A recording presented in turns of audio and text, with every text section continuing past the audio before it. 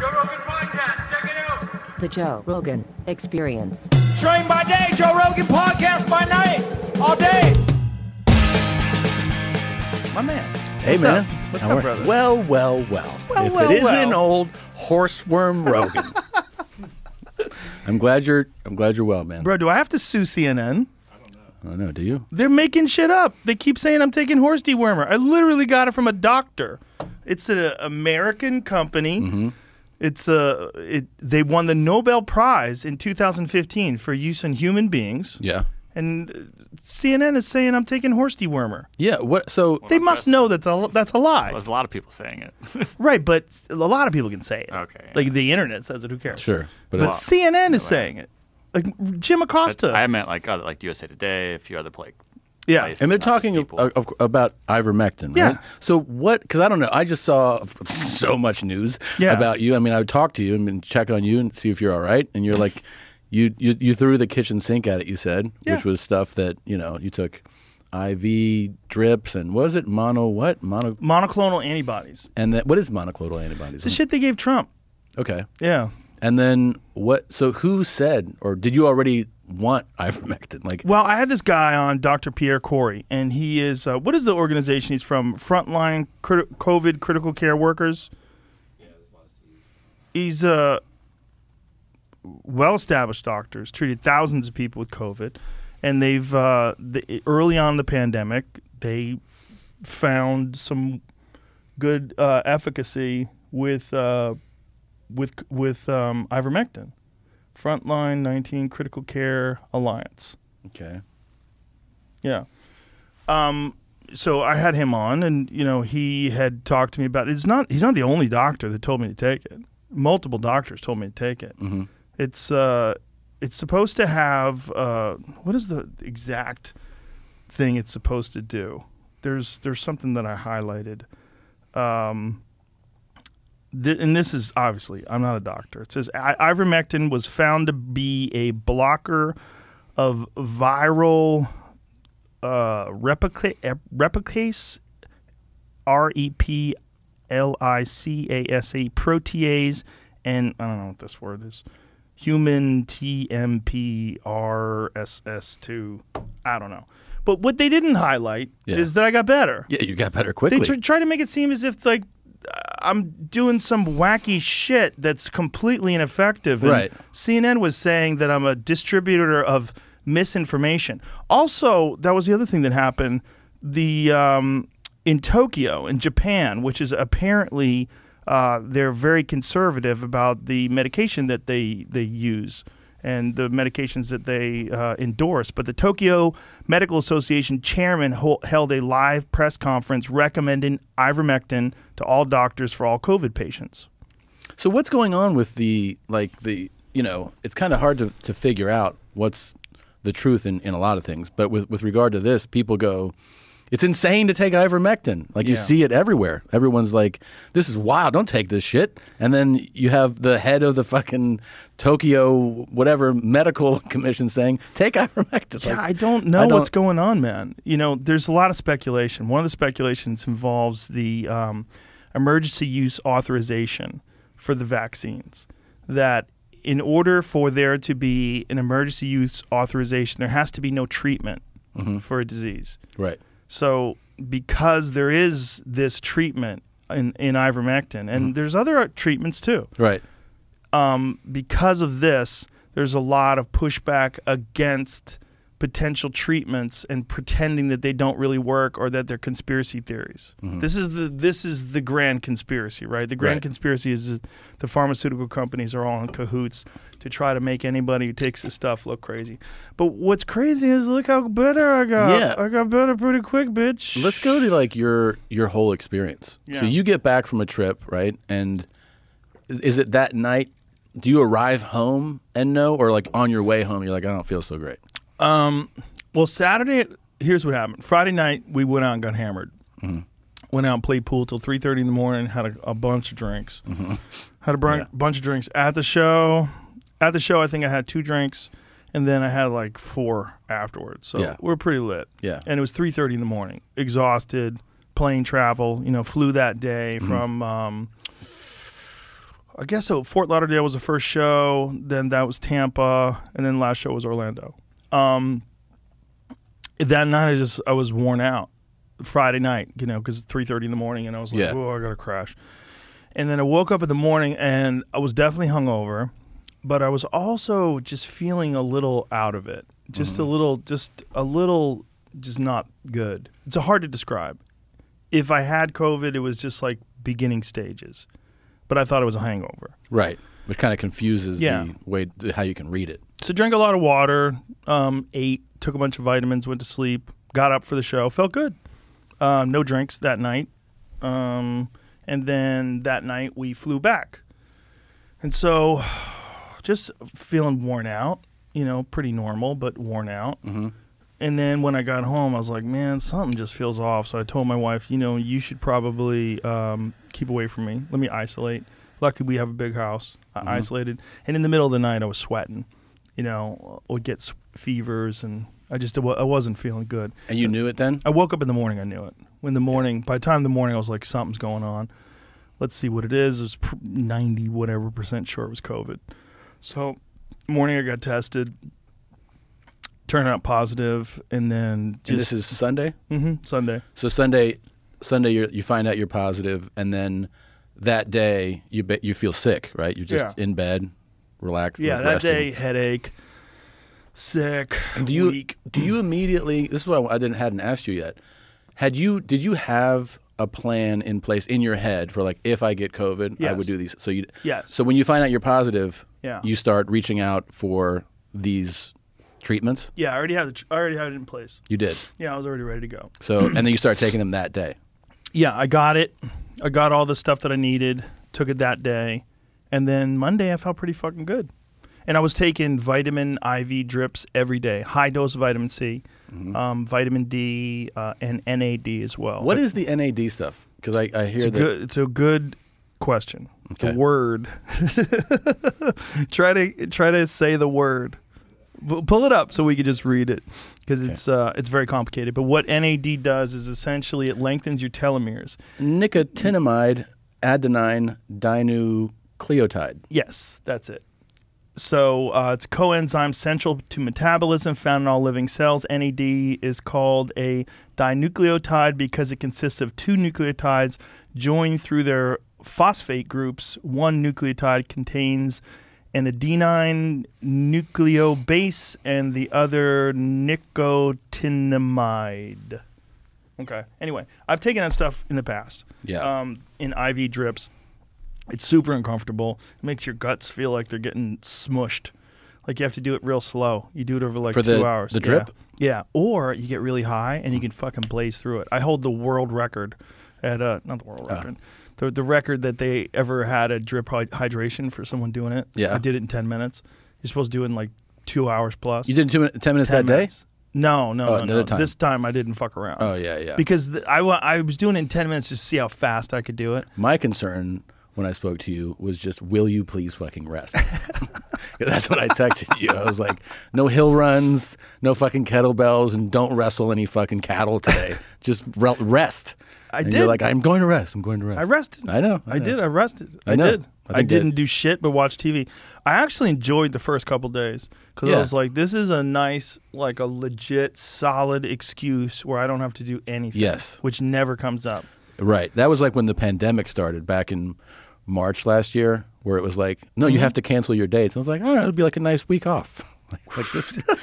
Sure. 2 weeks to slow the spread. Yeah, let's fucking chill out.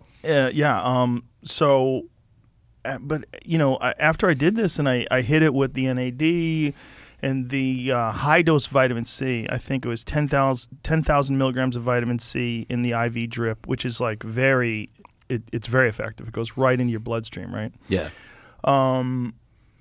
After that and the monoclonal antibodies and all the other stuff, literally on Monday I felt pretty fucking good.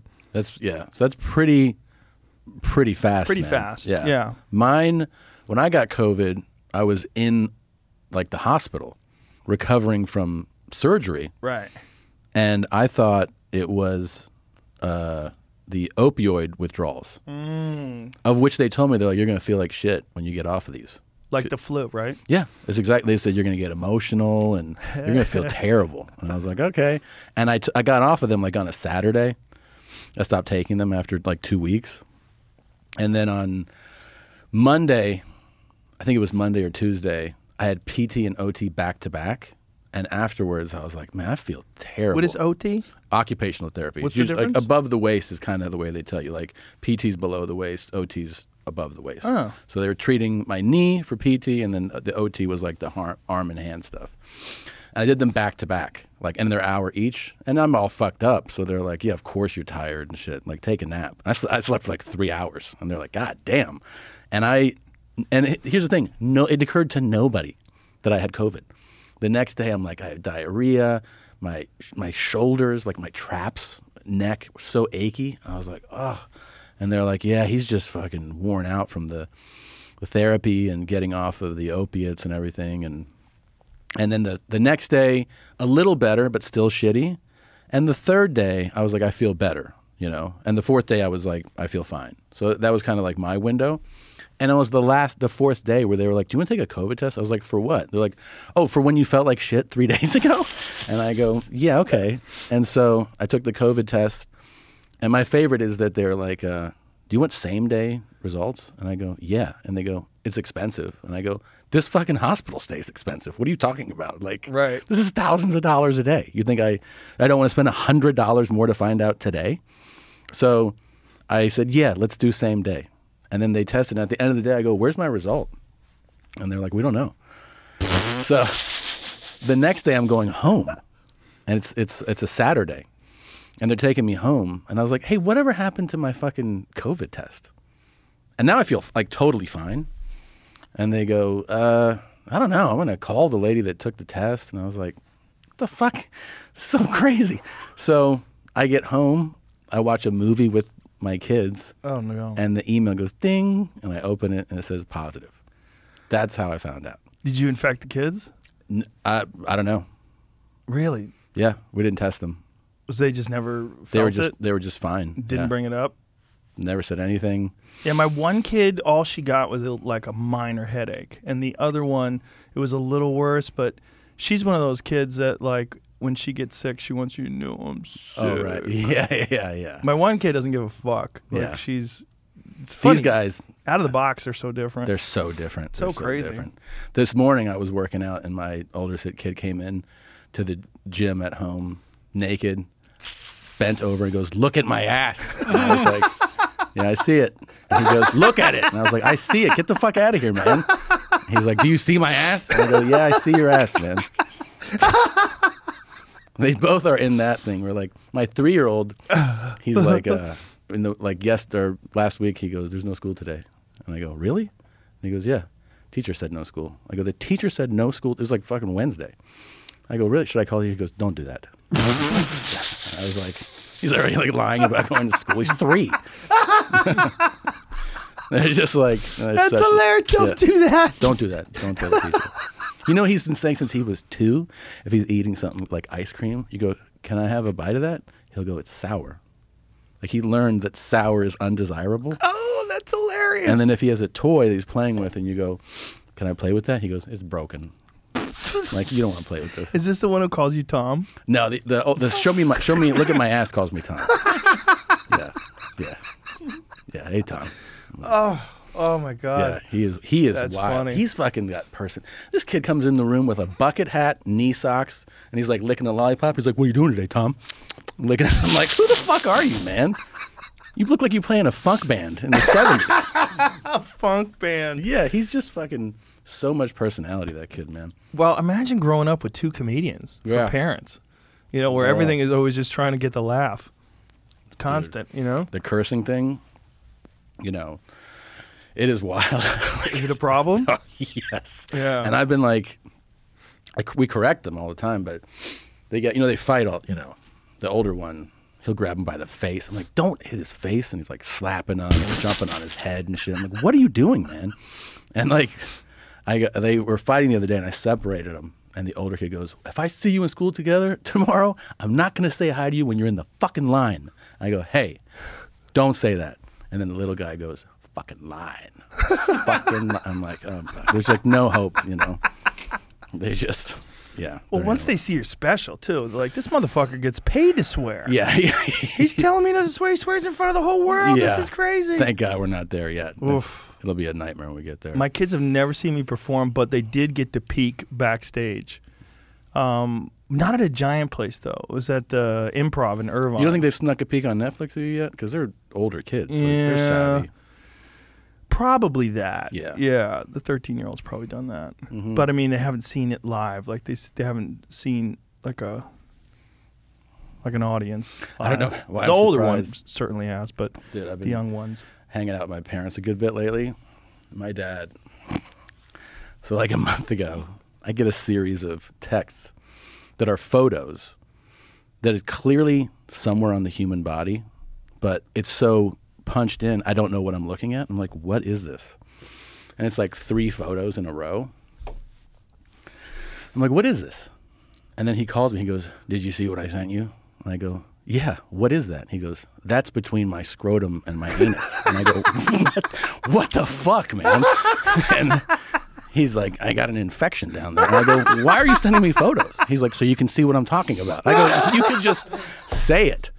And then, But you don't even know what you're looking I don't at. know what I'm looking at. I'm like, what is this? And then my mother's like, he makes me take pictures. And I show them to him, and he goes, that's not good enough. Take another one. So he's like holding his legs up like a child, changing a diaper. And my mother is snapping photos of an infection on his taint. Oh my God. And then he's like, they had to cut something out of me and sew it up. And I'm like, all right. Got something out of his taint? Yeah, he had an infection, he said there. That And then, bad? yeah, I guess that bad. And then I see him 3 weeks ago in person. He comes to a show, and he's like, come here, let me show you something. I'm like, all right. And then on an iPad, like the big iPad, it's the photos, but full screen. I'm like, your taint again? And he's like, did I show you this? I go, yeah, we talked about it. You sent me these photos. I don't want to see my dad's asshole again. And he's like, okay. And he's like totally not getting how crazy it is to send me that. And then I see him 2 days ago, and he goes, hey, let me show you something. At dinner.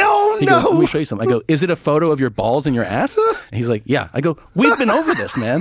I don't want to see it. I understand you have an infection. He sends them to so many people he forgets. He forgets who he sent it to. And then, like, he puts it down. He goes, you know, a lot of the Vietnamese were so small that grenades could just blow them in half. And I go, what are you talking about? Because, like, in Vietnam. And he's Was your like, dad in Nam? yeah.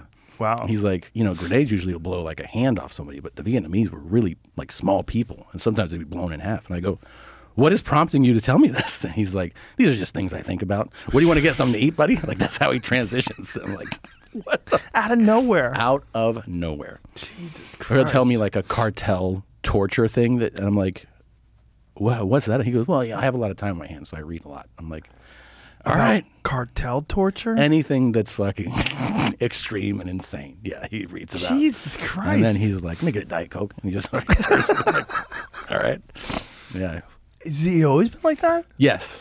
Yeah. He's like, it's so funny, man. Like, you know, you realize you have like a life study on somebody when you know, like Right. you've known someone like decades, and you're like, I still don't fully get the guy, you know? He's still like a bit of a mystery. I mean, I understand him a lot, but it's like, he can't sit still, really. But could you imagine being in your 20s and getting shipped off to Vietnam and seeing all the horrible shit that those guys saw, and realizing when you get back the war was for no reason? That war is injustifiable. Yeah, it's a big thing, and I mean, and he's one of those guys too that went and signed up, you know, signed up to go. Thought he was a patriot. Well, he just was like, you know, yeah, he's of that old school American, like, I'm going to, you know, fight for my country. Like, Right. Graduated college and was like, Marine Corps, here we go. Well, it's such a sketchy war, too, because the whole premise for getting into it was completely made up. You know, the Gulf of Tonkin. Oh, yeah, yeah. Yeah, I know. But I mean, I think a lot of those guys, what they think about, like my dad, is he was a lieutenant, you know, like had a platoon of 70 men. And like the thing that you see as they age, like my dad, is how much they think about the men they lost. Like for them, that's what I think. It's less about countries and politics and who was. They just think about Your tribe. yeah, man, and Yeah. like One time he told me this like a year ago, and he'd never told me. He was like, I think about those guys every day that I lost. I'm like, whoa. How could you not? Yeah. Yeah. Yeah. The fuck is going on in Afghanistan, huh? That is such a fucking shit show. The shittiest of shit shows.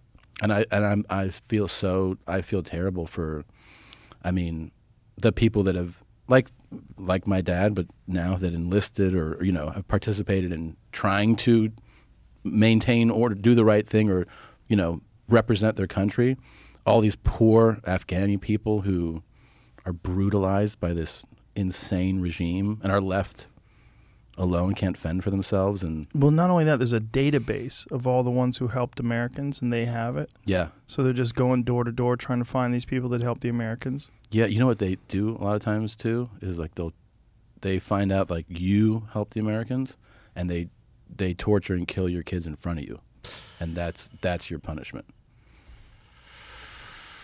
Fucking crazy. This is the strangest time to read the news or watch the news too, because there's still people scrambling to try to pretend that Biden is doing a good job. I'll be honest with you. I've never been more checked out of, like, I've always been like a news consumer, like as pretty much my whole life. I've paid very little attention. I think I have almost like news fatigue from the previous 4 years, where I get some of the big headlines, you kind of just ingest them by being like present. But I've stopped really consuming that day-to-day headline American politics. Good for you. Smart. I don't know if it is. I used to like just be a daily, consumer of all the big news. But it feels like that doesn't help you.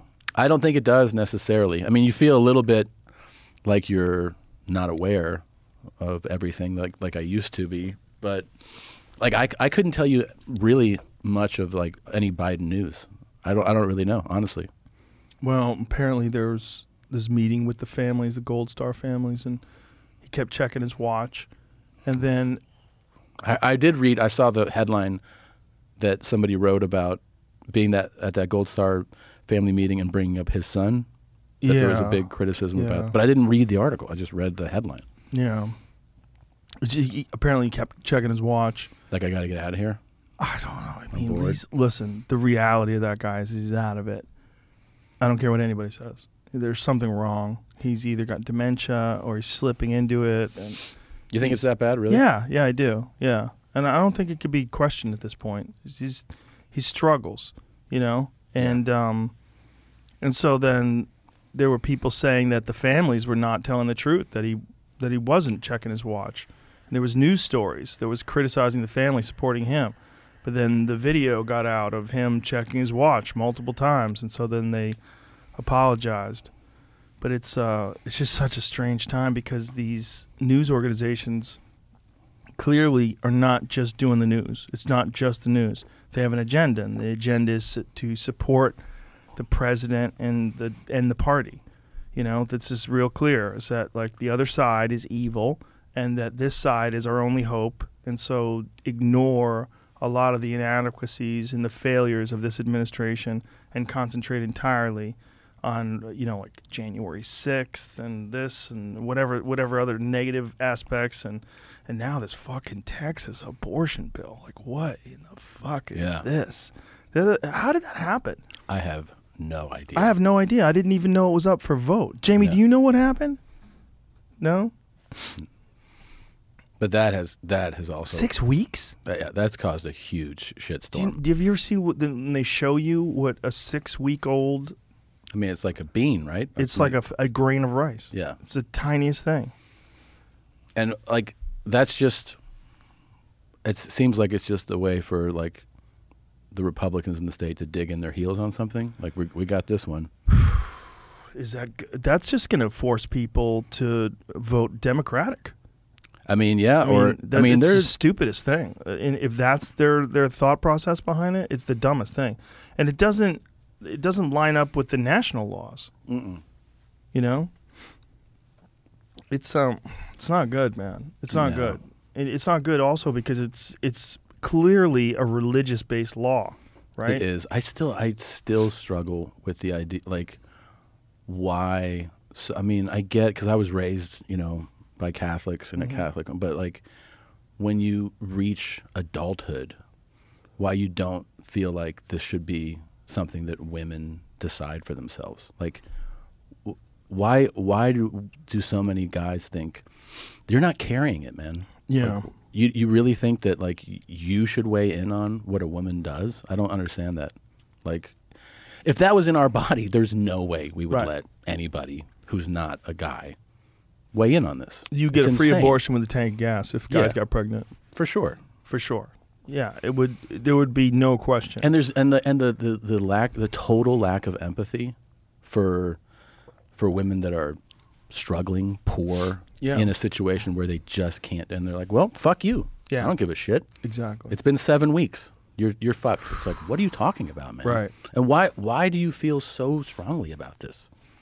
Yeah. And then I don't buy the fact that it's like, well, it's precious life to you. You don't believe all life is precious.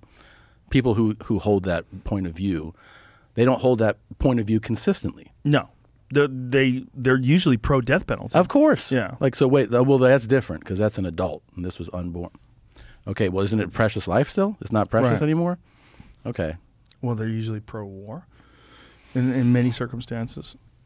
It's hard to say, man, because the reality of abortion is that at some point in time, it does become a human life. Yeah. So it's one of those things that, although I do not feel in any way, shape, or form that a man should have the ability to tell a woman what she can do with her body, the reality of what an abortion is it's eventually a life.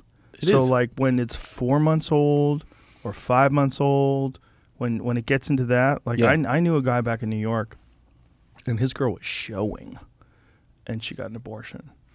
I mean, but don't you think, though, that that's got to be, for most women, just a fucking horrific experience? Horrific. Like, I'm sure I don't think it's like, I think people who are like really pro-life think that somebody making the choice to have one is doing it like callously and without any emotion for some reason. Like, it's always, the narrative is that Right. that, well, she's treating it like birth control or something. It's like, I don't think that that's really I think most of them are going through something really difficult. And like, Yes. as an emotional, they're probably a mess when that fucking happens. For sure. And the ones who even pretend they aren't, like I saw a girl who had a shirt on that said, "I've had 21 abortions." Yeah. And this is like in protest of all this. Yeah. That's like one of those, I'm defiant things. Like, who knows if that's even true? By the way, 21, I mean, let's pull your punch card. I think you've had quite a few. Yeah, let's snap that. Let's step back a second here. If Let's tie them tubes. If you're way into double digits, just maybe stop fucking. You got a problem. Yeah. I mean, what is that? 21? Imagine, like, God. the guy's like, "Should I pull out?" She's like, "Nah, I've already had 21 abortions." There's easier ways, lady. Yeah. Well, it is the birth control pill for women is a fucked up method of birth control because it does do wild shit to their body. Mm-hmm. It's not healthy for them in any way, shape, or form.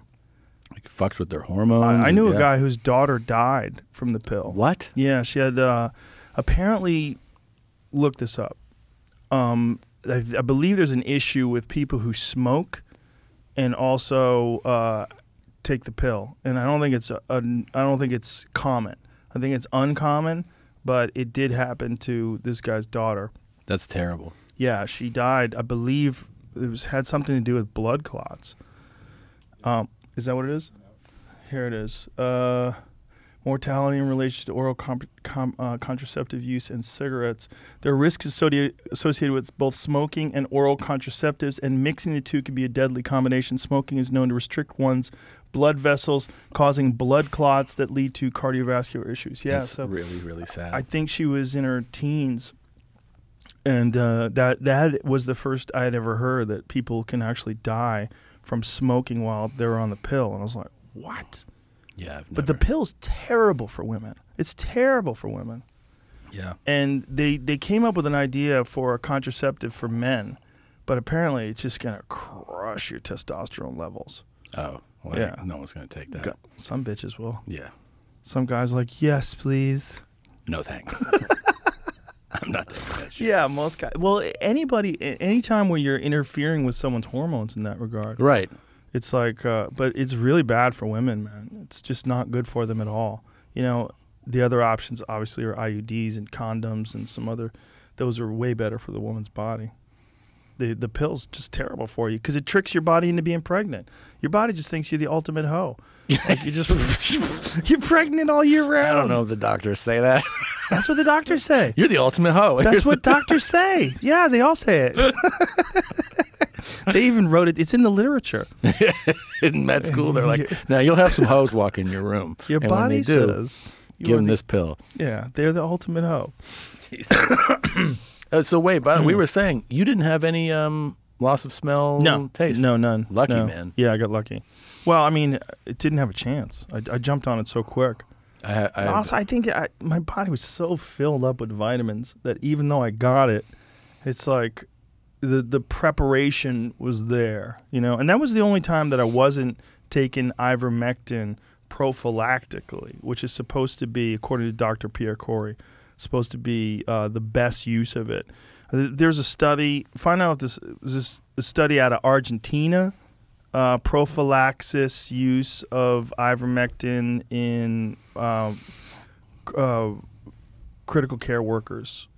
That was where they'd given it to a bunch of doctors and nurses, and they gave it to them as a preventative measure. And it helped? Yeah, that's supposed to be the best use of it as a preventative measure. Do you know the so I had loss of smell, which came back mostly. They say alpha lipoic acid, according to Huberman. Andrew Can restore Huberman it? says, yeah. When I Googled it, that's the study that is, in quotes, flawed, according to nature.com. You know the three things that smell and somewhat taste? Farts? They don't smell the same at all. What do they smell like? Flowers? No, you're like, it just smells like, it doesn't smell like it used to. They're not good, but they're. So if you cut one of your own farts. I'm like, it almost smells like a stranger's. I'm like, whose is that? That's not one of mine. You don't even enjoy Yeah, that doesn't smell the same. Lemons, limes, and toothpaste. All smell good? No. All smell like farts. Like they don't smell good. And the toothpaste one fucked with me the hardest because at first I was brushing my teeth. This is like a few days later, right? And I remember I went and I was like, oh. And I thought it was the toothbrush, like an old tooth. I was like, this must be an old toothbrush. It smells like shit. Like someone dipped in their asshole? Yeah, I fucking threw that thing out. I was like, yuck. I can't believe, how long has that toothbrush been here? I get a fresh toothbrush, toothpaste, and I'm like, oh, it must be the shitty toothpaste because that smelled. So I throw the toothpaste out. I open a new toothpaste. I put it on. I'm like, this smells like someone's asshole too. Like, what's going on? So I keep switching. Did you ask your wife to smell it, see if it smelled normal? Yeah. She's like, it just smells like toothpaste. It tastes like toothpaste. Wow. And here's the thing. I've tried them all now. I haven't had a friend give me all natural. She's like, try the all natural. Toms of Maine, that kind yeah, of all shit? that stuff. And I was like, smells like farts. Like, it all smells like farts. And Still? yeah, still. Oh. What is parosmia? Parosmia? It happens. Smell receptors in your nose, called olfactory sensor neurons, don't detect odors and translate them to your brain the way they should. Usually the smell is bad or even revolting. For example, you sniff a banana. Instead of something fruity and pleasant, your nose may pick up a foul odor like rotting flesh. Yeah, that's exactly it. But does Common it say, after a viral infection. It says parasomnia causes. Does it say cures or treatments? I think. Oh, it I says remember reading, COVID-19. I think and it just like has to come back. I'm not. Well, according to Huberman, he said alpha lipoic acid. But also, I've heard people have their smell and taste return through NAD drips. Really? Yeah. I'm going to sign up for one. I'm going to get one. I'll hook it up. Yeah? Yeah. Thanks. Yeah, I got Tony on it too. Tony did not get sick. Tony was with us. We all, were together in Florida. Mm-hmm. Laura, even though she was vaccinated, she still got it. She was there? Yeah, she opened for us. Laura Bites. Oh, yeah. She's great. She's great. Hilarious. Great. And She did a fucking fantastic job too. crazy transformation too. Yeah, isn't it amazing? She looks fantastic. Well, and that she did that because of COVID. She was scared of being overweight, and Yeah. and now she's a fitness fanatic. And Looks when we go fantastic. out to eat, she won't touch anything with gluten, no added sugar. Yeah. She eats super healthy. She That's awesome. exercises all the time. Good She's for her. super disciplined. She's so disciplined with and her she- writing, with her comedy, with her exercise. And She's- she got sick? Didn't get sick. she got sick. And how did she? She got a lot sicker than me. Is she okay? Yeah, she's okay, but she was wrecked. She was. She was wrecked for a solid week or so. And Tony did not get sick. Tony did not get sick, but he got close. He got. Did he test positive? Nope. Oh. Tested negative every time, but he was Wow. feeling like shit. But then I got him the NAD drip and the high dose vitamin C drip, and he said he felt phenomenal. I got it to him 2 days in a row. Did they go to him for it? Yeah, yeah. They did. Okay. And then boom, he was back, and he said Wow. he feels 100%. That's great. Yeah, I'm telling you, NAD drip and high dose vitamin C and just all high dose IV vitamins is phenomenal when you're sick, because it just goes straight to your bloodstream. And high dose vitamin C in particular, I've been told this by multiple doctors, is just phenomenal when you're really sick. Really? Yeah, high dose vitamin C IV drip. Okay. Yeah, I'm a big believer in these IV drips. Yeah. Makes We a big already difference. scheduled because I have such a daunting tour schedule. Mm-hmm. Have scheduled vitamin drips for the tour. Oh, that's a good move. I learned about him from Chappelle. Really? Yeah, first time I went on tour with him, we went out that night. He goes hard. He doesn't fuck in the around. paint. Yeah, yeah. David goes hard. They like to party. They Mm-hmm. make the most out of life. Let's put it that way. They're out there drinking and partying, and then Dave goes out till fucking 6 in the morning. Yeah, but the thing is, he's up at 9 with a cup of coffee. I and know. and a It's crazy. cigarette. Anybody got a laughing, cigarette? Yeah, having a good time. But he's a giant believer in those drips too, and he didn't have a bad time of COVID either. He said the vaccine. He got vaccinated after he got COVID, and he said the vaccine hit him harder than the COVID did. Wow.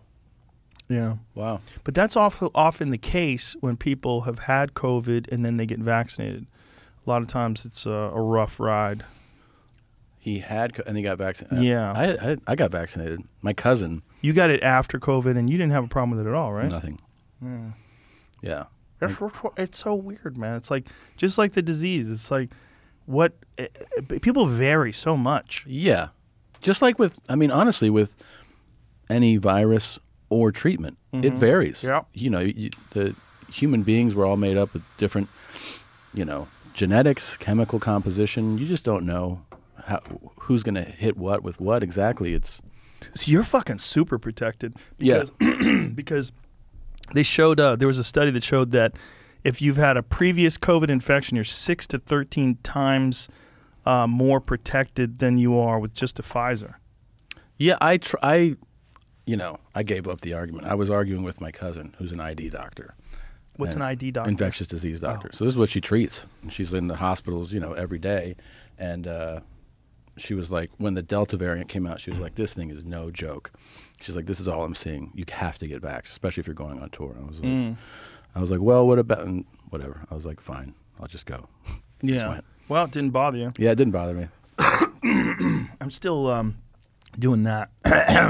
Like I'll still huck up little green shit Yeah. here and there. You're what, a week out? A week yesterday. Yeah. Yeah. Yeah. That's not that long. But it doesn't feel bad.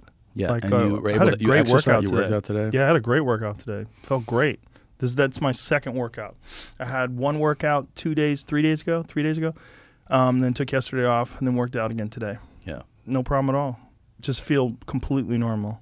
Great. Yeah.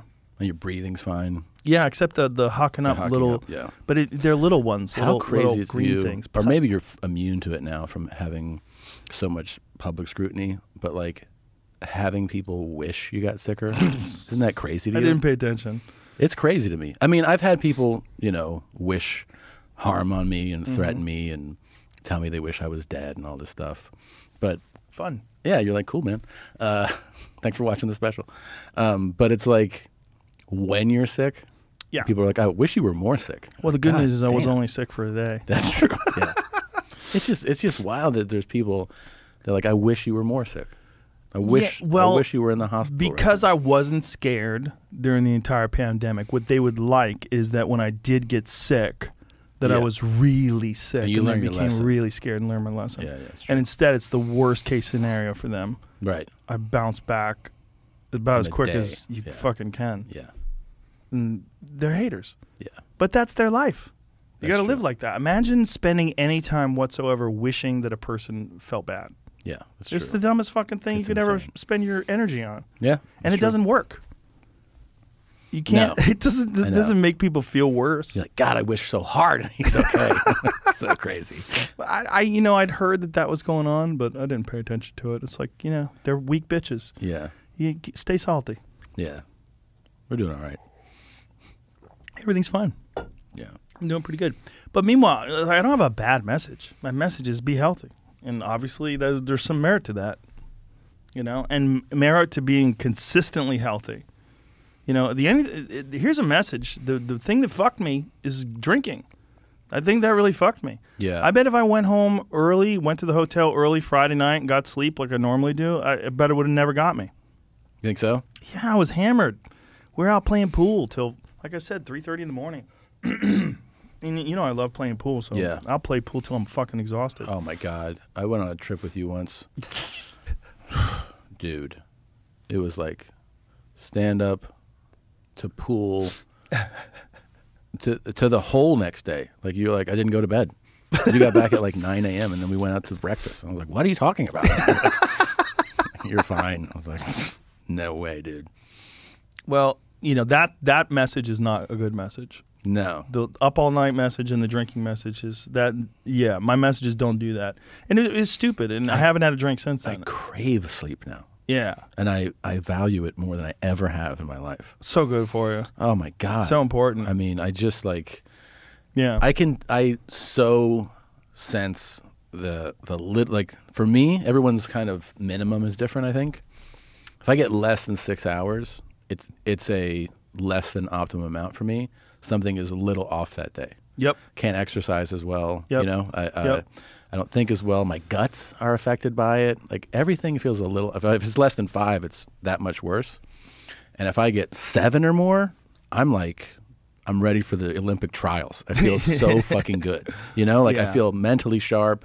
I can have a tough workout. I just feel great. Yeah. It's important. It's one of the most important things. The problem is, I'm indulgent. And so when I'm having fun, it's Yeah. hard to stop the fun. Of course. But that was a lesson. And also, to be honest, I think I was drinking too much anyway. There's way too many podcasts where I was having drinks. It was just, like I was looking forward to October. Oh, really? Looking forward to sober October. Are you doing it? Yeah, definitely. Really? Yeah. Yeah, I'm definitely going to be sober this October. Oh, shit. But I might even do it all through September, too. I just, oh, my goodness. yeah, it's, I was drinking too much. And like nothing compared to Bert. Like what fucking Bert does, But for me, it was... I wonder if he'll do it this year. Good question. I mean, he's got so much on tour. I think the only way Bert really wants to do it is if we have some sort of activity. It makes it, he has to have some fun doing Yeah. it. Not just, hey, man, be sober for the month. Right. An activity, and also, like, the best ones were like the yoga challenge. Yes. And the fitness one got crazy because it was just too competitive, and then it just eats your whole life. That was too much. Yeah, that was too crazy. There should be, you know what? The yoga one was perfect because, I mean, I know you practice pretty regularly, but I think for the rest of us, it was like a new thing, and it was challenging to get the 15 in, but not too not going to ruin Wasn't your crazy. fucking life. Yeah, it wasn't crazy. And that was fun. Yeah. I would do that again. Yeah. Maybe that's the move. Because I want to get back into yoga. I haven't really been doing it. I do yoga again for October. If Let's we can, do it. let's get Burton. Ari do it too. Yeah. But he gets real upset about. He's like, October is a stupid month to do it. Ari It's gets so baseball mad. season. It's the best time for New York City. Yeah, It's the best time to be drunk. You go to Yankees games. And you can I saw Ari like screaming and yelling on Instagram about comedians who do game shows. He was screaming and yelling about comedians who have already made it and why the fuck is wrong with you? I think I know who he's talking to. Yeah. I mean, I don't know. That's hilarious. When he gets fired up, you gotta let it run. Yeah, he's not well, is he talking to Bert? The Bert, because Bert's. I mean, that it's not really a game show, right? It's like, is it it's a show? competition. It's a competition show. It's a show. But there's a lot of people on it. It's a There lot are. of fun. Yeah, he's the host, and I think it had to do. It was another comic. Okay. There was another. Remember? Yes. Yeah. Yeah. It's just, Ari is very rigid in his idea.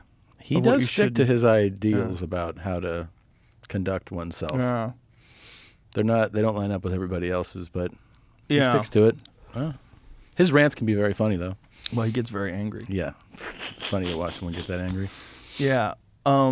I don't know if he'd be interested in doing Sober October. But you'll do it? You'll do yoga again? I'll do yoga for the month. I'm 100% down for that. I think that would be good for me. I think I need to do that. Cause mostly I've been doing, a lot of cardio, getting ready for elk hunting season. It's been mostly what I've been doing, cardio. And You look leaner. Yeah. You look thinned out. Well, that was a good thing about the COVID. I lost a little weight.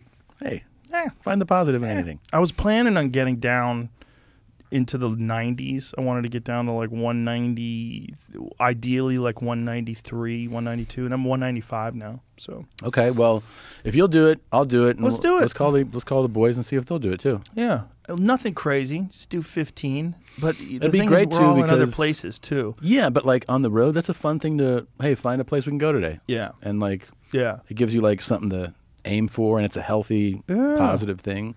What is the yoga like during the? Well, Ari hasn't had COVID. Did Bert get COVID? He didn't get COVID. Bert didn't get COVID. No, Did he get vaccinated? He did. He had to get vaccinated. Like For his movie? For his movie, yeah. Which one did he get? I don't remember. That was like he got vaccinated almost as early as you can. I think. The thing about that is that shit wears off. Like they're already saying that people should get a the booster. boost, yeah, the booster's already. Yeah. The problem is there's no real studies on the booster. So like if you had one shot and then the second shot was rough, what's the third shot going to be like? Well, yeah, if you had a rough experience, like I can't speak to that, but that's probably scary to fucking. Did go Bert get back. a rough experience with the? I don't think he did. He's probably drunk. Probably hammered the whole time. Did they tell you to not drink? I know the Russian vaccine. They were saying that you couldn't drink after the Russian vaccine. Really? Yeah, that was like a big thing. The Russians were like, "What the fuck are you talking about?" Yeah, his was like I think it's the studios I'm make sure. you do it for these I'm huge sure. productions. Yeah, He's in a giant movie. yeah, starring. huge budget. Yeah, Yeah, they're you not can't going to be like, well, just see what happens. Yeah, you can't Yeah. just get sick. And they have like crazy protocols on these sets. Oh, I could imagine. I think you get tested walking in and walking out. And Do you have saw to this. isolate? I don't know if you have to. Probably when you get to set, yes. I would On imagine. a big production, you get to set, like you arrive, because I booked a movie. Well, I got offered a movie, I should say, that I would have been shooting instead of breaking my body. And the reason that I turned it down was how long they wanted me to do for the movie. How long they want you to isolate? So they're like, this is how it happened. I get offered the movie in October of last year. And they go, you're going to, it's, let's say 12 to 15 days. So like a pretty decent sized part in this movie. So I go, okay. And it starts shooting, let's say, December 1st. I go, all right. They go, well, they need you a few days before, a week before. And that you'll shoot for most of the month of December. And it lined up to be about 3 to 4 weeks. So I was like, all right. And I go, well, it looks like you have to be there during Thanksgiving. So I'm like, okay. So I basically tell Christina, well, what I'll do is I'm going to rent a house and we'll all go there. And you spend a couple weeks there and then go back and I'll just finish my last couple weeks. We get closer to the production date and they go, hey, they're going to need you now for 5 weeks. And I go, what for? And they go, well, they're extending how long you have to quarantine before you start production. So I thought about it and I was like, okay, I'll do it. Now we're closer to production and I get a call. They need you for 6 weeks. And I go, why 6 weeks now? And they go, well, if they have to shut down production, they need to know that they'll have you in case, to shoot more. So now what was once a 3-week gig is a 6-week gig. And I still go, all right, but that's it.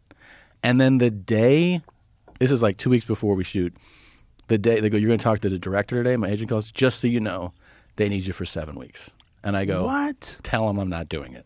Wow. I go, I'm not doing it, man. Like you just turned a 3-week gig into like 2 months. Yeah. I go, I'm not committing to that. And that's how I turned it down. Wow. It was way too long because they wanted you to quarantine initially like 7 to 10 days, and it was 14 days, and they wanted like a 3-week window on the back that you stay there for in case somebody else. I was like, the difference between you and a regular actor, like they don't understand. You make your money podcasting and stand up. There's a big difference. For a regular actor, they're happy to get a gig, and they go, well, okay, this is just like more time that I'm doing this gig. For you, it's like, do you know how much money I'm gonna lose? It is, and I have to say, I enjoy features, and I like it. It's an enjoyable thing, and I like that there's like a beginning and end date. Right. I enjoy that. But yeah, 2 months to do this. I was like, unless it's like the fucking project that I'm dying to do. Yeah, I burnt out acting, doing a sitcom. Yeah, sitcoms are different though. It was a lot of fun. It was great. It was. I mean, I'm super happy that I got it, and I was very lucky, very fortunate to get it. And as far as sitcoms go, like news radio is like literally one of the greatest experiences a person could ever have. Yeah. It was amazing. Yeah. Amazing. But I would never do it again. Yeah. I mean, and there's also, there's times in your life where it makes more sense. Yeah. Like, me going to do a sitcom right now would be insane. Right. I had a fucking agent call me. He was like, hey, you got an offer to do this thing. I was like, when does it start shooting? And he was like, I don't know, like 2 weeks ago or something, And I was like, I'm on a theater arena tour. And he was like, can you move it? I was like, no. What the fuck? Do you understand how this works? Do you understand what arenas are? Yeah. He was like, oh. He's like, it's a good part. I go, I don't give a fuck if it's with Martin Scorsese. Do they understand how much you make in arenas? No, I don't. Yeah. I think the theatrical agents sometimes don't. No. They probably have no idea. Yeah. I got offered a show where they throw you into space. They wanted to do a reality show where they shoot me into space. That'd be a good show. Fuck that. I'd watch that show. I would definitely watch that show. I'd get the kids for that one. Oh my God. That would be the most heinous way to die. Because it's basically a really high plane flight. Like, let's stop calling it space. Where like especially with the shuttle, they're like, oh, we're losing pressure, and you're like, oh, my head's going to explode in this thing. Oh, you're just gonna burn in alive. like 15 seconds. Yeah, we lost a few tiles coming in. Oh my God.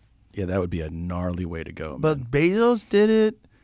Branson did it. So those billionaire characters did it. So it's got to be like. Elon's definitely going to do it, right? He's got a whole space program. I doubt it. He's probably going to make a clone. I'll Really? put my clone up there. Yeah, why would he? Why the fuck would he? If I was him, I wouldn't do that. But he's making the rockets. Yeah, so I figured, good idea. Yeah. Make the rockets. Yeah. Yeah. Why the fuck would he go? I don't know, man. Yeah. Would you if it had a bunch of runs where like they've been doing it for Like an airplane.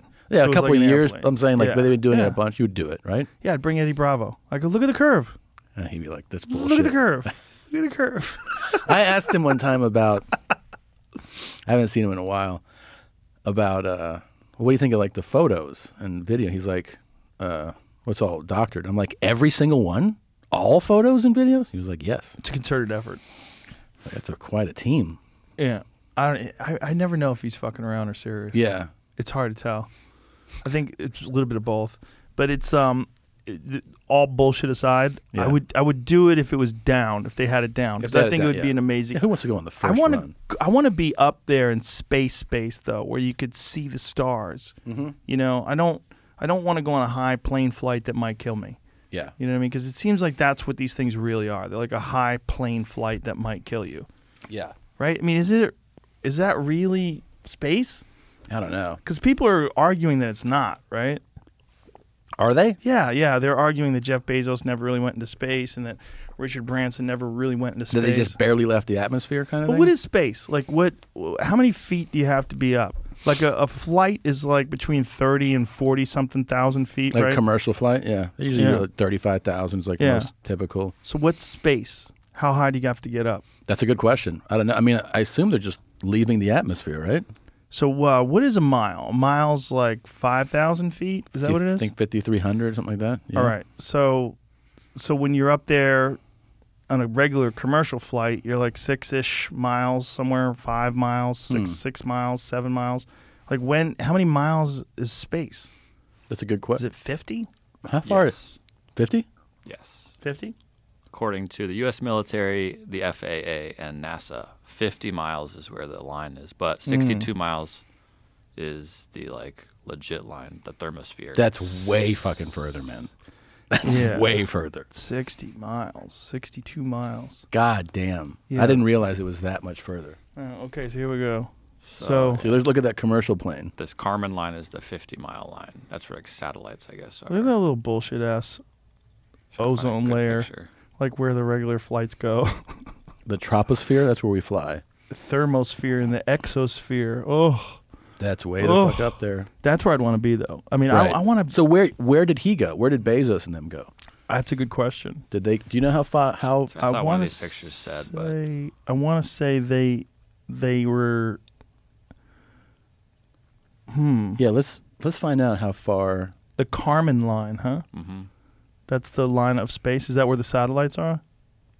Yeah, I mean, they can't all be on that same line. All right, let's guess. How many feet do you think Bezos went up? Well, he didn't go. We know that he didn't go to like that extreme level, right? So, I'm gonna guess that he went.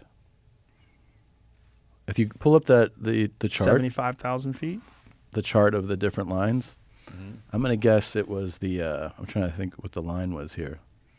How many feet do you think you went? I'll go with 90,000 feet. Whoa. I was gonna go like 75. I'm guessing 3 times as high as we normally fly. What do you think you went, Jamie? Take a guess. It's too late. I've already seen that. Okay, It's what- supposed to. It's supposed to have gone higher. I don't have the number right now, though. I know that Bezos was supposed to have gone higher. I don't even know if he made the flight yet, though.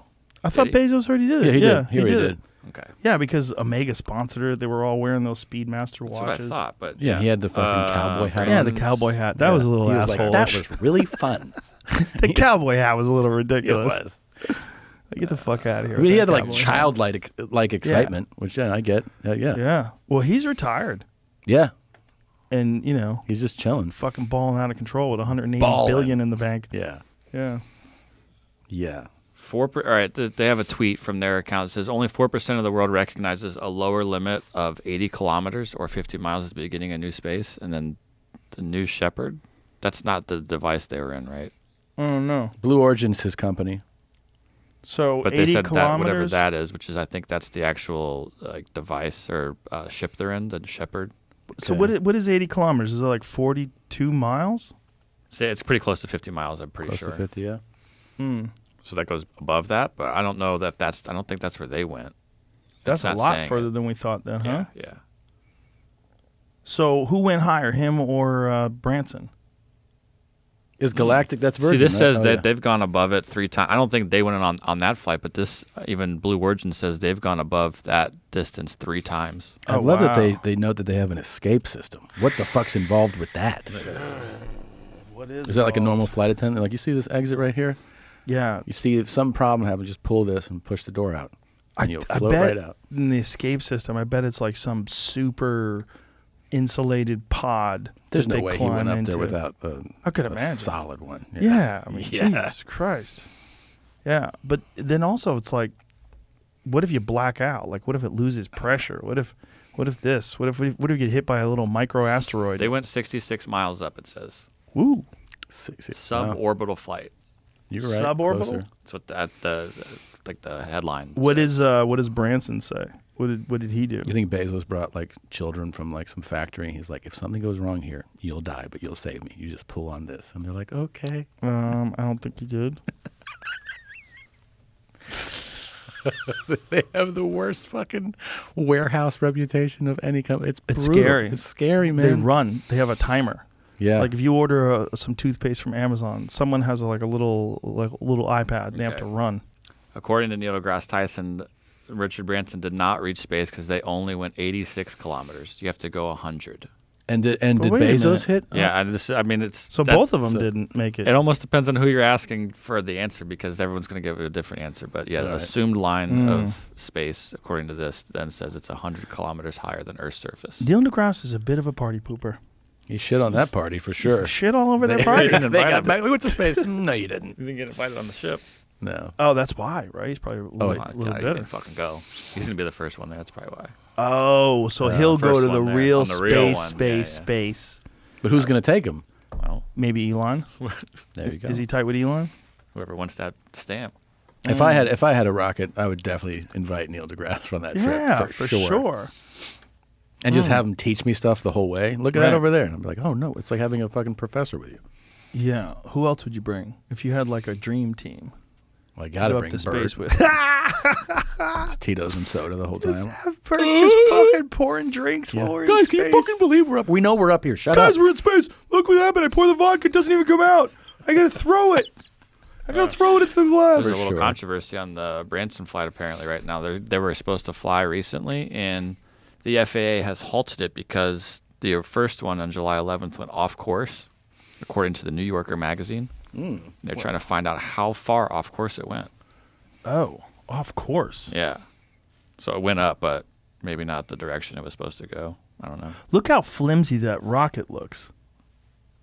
I mean, those little things stuck on the side looks like they would snap right off. What the Yeah. fuck are those things? In the photo, that doesn't look. That looks super non-confidence building. yeah, that looks. Look at him. Oh my god.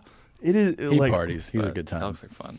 Have you ever met him? No, but I A imagine lot of people are mad at these billionaire characters for going into space. Like, a lot of them about- are mad for just being billionaires too. Yeah, they're people that. hate Yeah. billionaires. There's a lot of that going on. There's a lot of.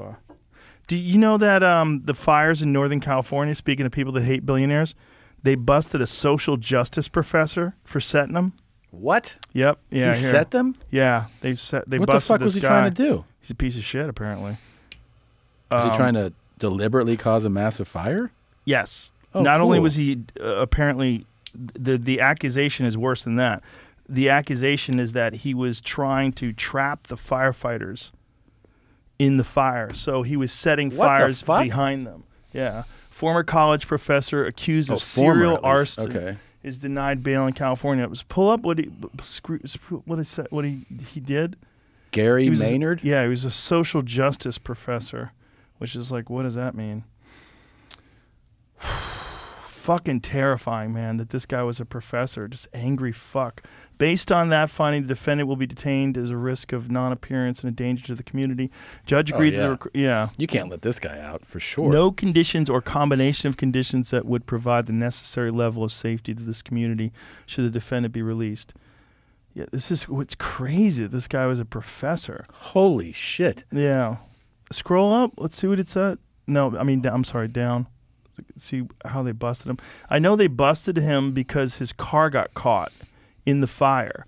Like he was in the area where you're supposed to be evacuated, and his car got caught there, and then they realized that he was actually setting fires.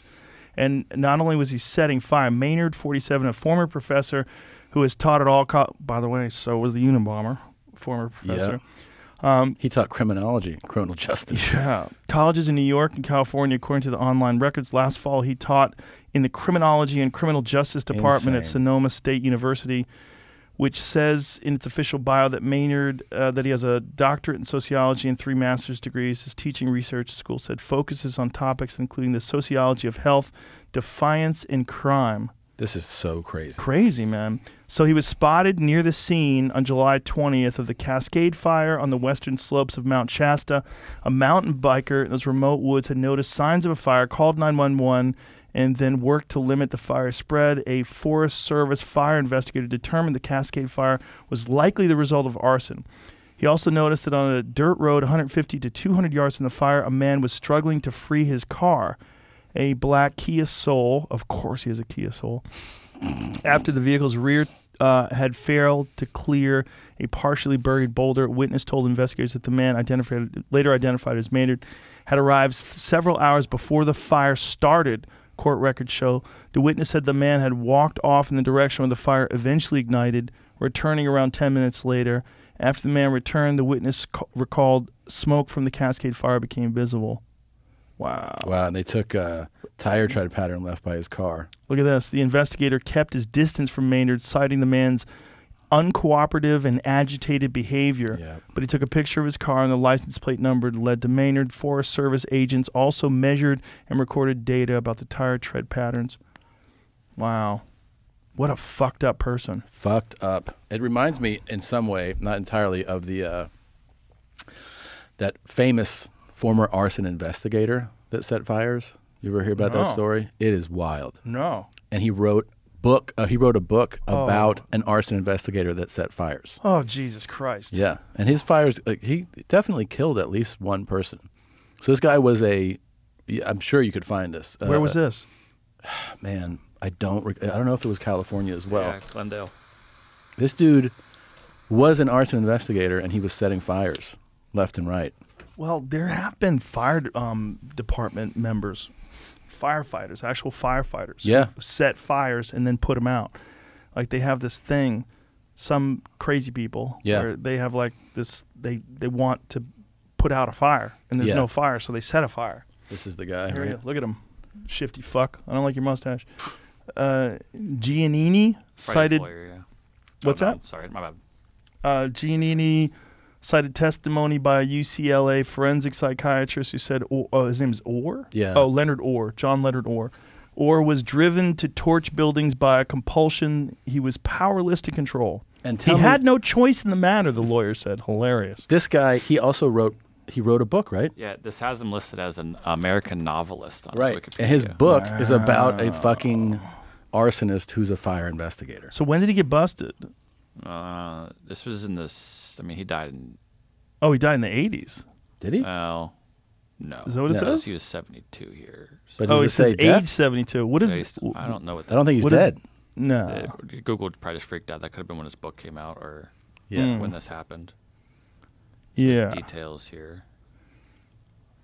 Yeah. So So he's- apprehended as in 1991. Oh, okay. So he's in jail now. Yeah. Yeah. yeah, 84 imprisoned. Was a fire. Yeah. California State Prison. And then- Centinela. Can you scroll to his book? Because I'm telling you, it's like... It'd be a wild book to read, Yeah, knowing dude. that the guy actually set fires. It is kind of crazy that anybody, like here we are, we're lighting cigars, right? Yeah. Anybody can buy matches. Mm-hmm. Anybody can buy a lighter. I mean, I knew an arsonist. did you really? Mm-hmm. Went to school with one. Did he set people's houses on fire? Mm-mm. What did he set on fire? Government property. Wait, you're- Did he- Weird, socially awkward dude. Points of origin, playing with fire. So look, join the investigation as Wait a lead minute. character. 2001. I don't It know. must be a Might- reprint. yeah, it might have been a reprint. 'Cause, Yeah. Let's see. Publisher 2001. I don't know. That's kind Hmm. of strange. They let him write a book after he's already in No jail. way. That can't be Maybe right. it's a book on the actual thing. Author was convicted of murder and is currently serving life sentence. That's. Huh. Let me look that up. Yeah. Well, look at the other one, Points of Truth. That's his name too. But that came out after. You know. That came out after this. These are probably reprints, man. Jeez, I Yeah, hope he's so. in Federal prison for 30 years. Life plus 21. Yeah, but that you see the description, right? The description was Mm-hmm. about an arson investigator, which is what he was. Oh, It's a crazy compulsion, his man. best-selling true crime It's somebody else writing in his about book, it. Fire Lover. No. That was the book? Fire Lover? Oh, my God. I wonder if maybe he got sick while he was writing the book. Oh, His so wait, other nickname is the Fire Pilot. Fire Lover is a book about him. Yeah. Sorry, Oh. that's a book about him. So But what his books are points of origin and points of truth. It looks like. Yeah, Wambach's writing about John Orr. Oh. See, it Yeah. says 2008. Yeah, that's strange. So Yeah. Points of Origin, Playing with Fire is his book. But it's like 2008? Okay. it's So it like- must be reprints. yeah, Either way. that is. Imagine if he was because a lot of times when writers get into a subject, they thoroughly research like whatever psychosis the character has. Sure. Like, I wonder if he went nutty investigating fires. Maybe, man. This reminds me of OJ's book, If I Did It. I have a copy of that. You Signed. do? Signed by Signed? OJ. Yeah.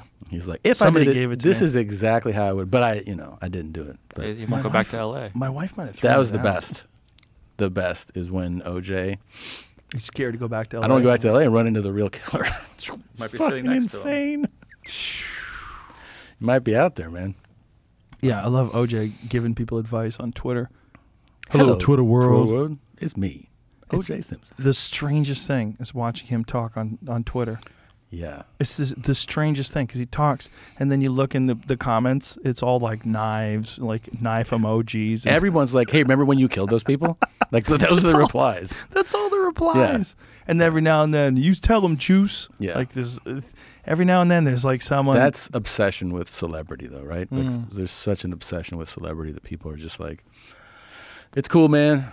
well, there's people Not that just, guilty. no matter what, they don't think people are guilty. Yeah. Right. Like when Cosby got out. Yeah. There's a lot of people that were like, "Yes, finally justice is served." I'm like, What?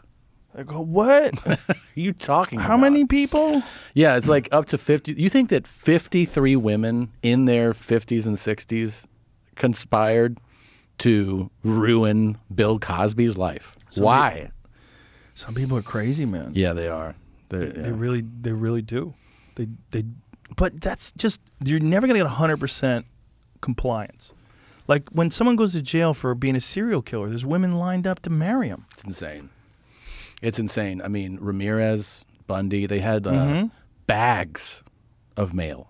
Yeah, naked photos and shit. But like, they're like every day this shit arrives. What is that? He fathered a kid in prison. How did he do that? They fucking They conjugaled? yeah. Well, they not a prison that allows it, but obviously a guard.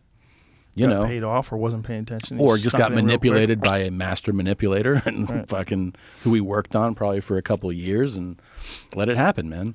Jesus. And Ramirez got Christ. married in prison. Manson, a fucking woman married Charles Manson when he was like fucking 70. She was like, I love this guy. What? Yeah. That's when you want to go, hey, look, there's someone for everyone. If you're single and you're like, nobody's there, you can find someone, dude. You can just gotta find look someone. around. Just get the right profile out there on the dating sites. Yeah, you got to get out there. Yeah, you just There's someone for someone's you. out there for you. For sure. You just The gotta- Night Stalker had someone. There's someone for you. Yeah. For sure. Yeah. Yeah. I mean, a guy who crushed women's heads with hammers and shit. And had by the way, he had choices. This wasn't like the one chick. He had options. Is it worked the other way though, where women kill men? Do they get a lot of proposals? For sure, some, for sure. Must be, right? Absolutely. Guys who want to die. Or they just think it's hot, or they just, people also romanticize people in their minds. And you can choose to see what you want to see and block out. I mean, if you're writing to the Night Stalker and Manson and fucking Ted Bundy, who would rape dead bodies that had been decapitated, and you're like, I want to meet this guy. I mean, Did he? Is that what yes. he He would rape the body after he killed them. That's like. And Do you know then- he almost got Debbie Harry from Blondie? No. Yeah, she escaped. She was getting a ride from him, and she realized when she was in the car that the door didn't have handles on the inside. And somehow or another she got out. I want to say she was in the back seat. Somehow or another she got out. I don't remember the whole story behind it, but I remember her describing it. Whoa. Yeah.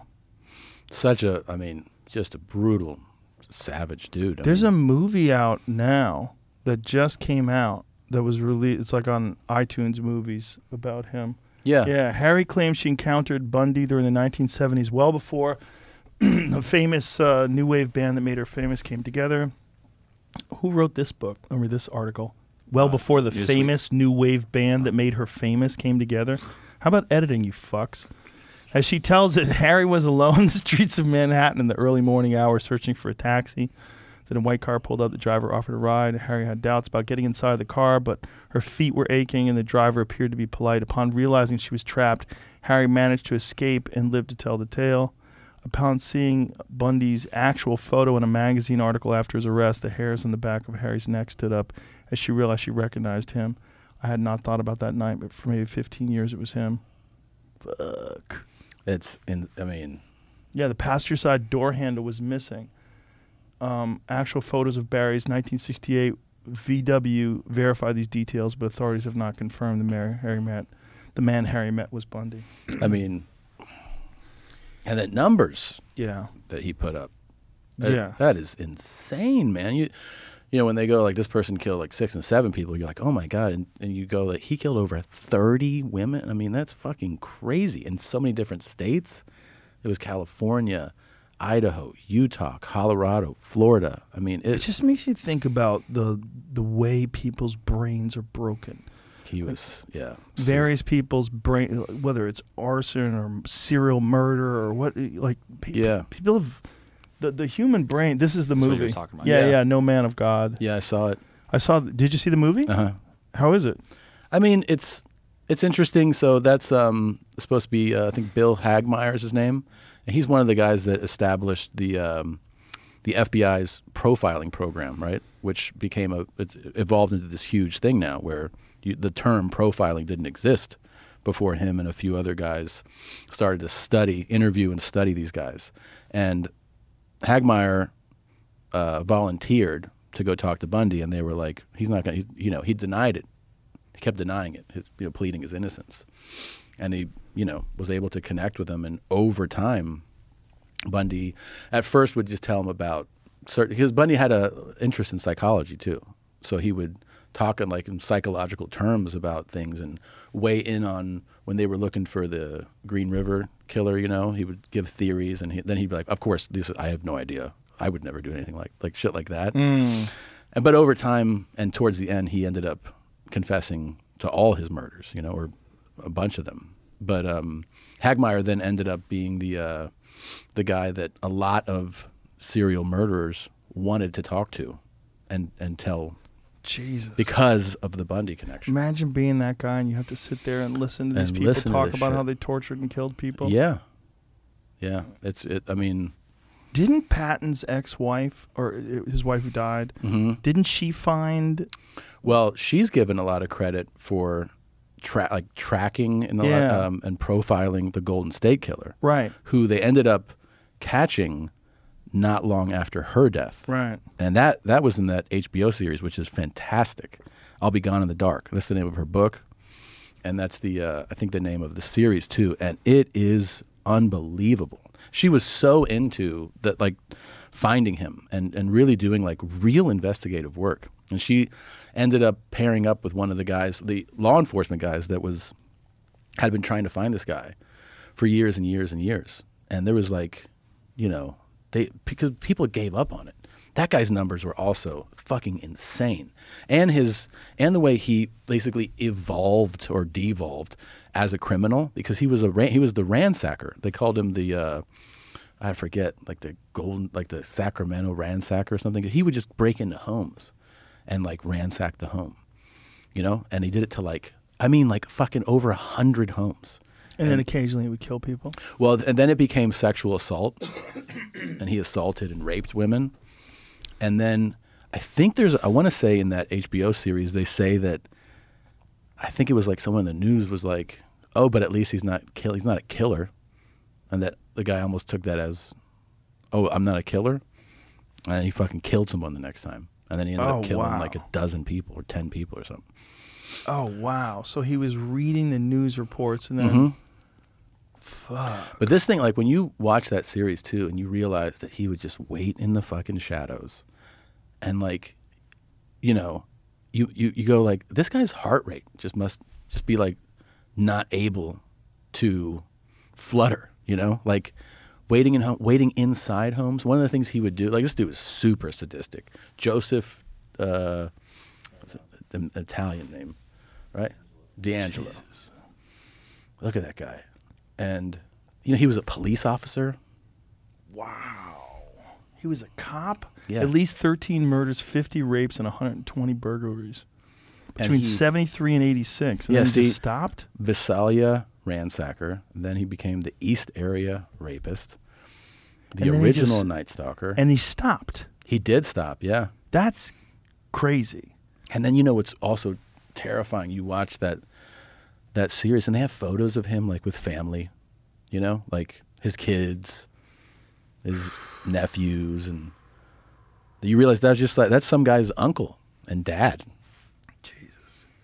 What is that? Look at that image of him on the left. And that's an act. This is an act? That's an act. What do you mean? He was pretending to be feeble-minded and checked out during the beginning of the trial to be less accountable for the crime. Yeah.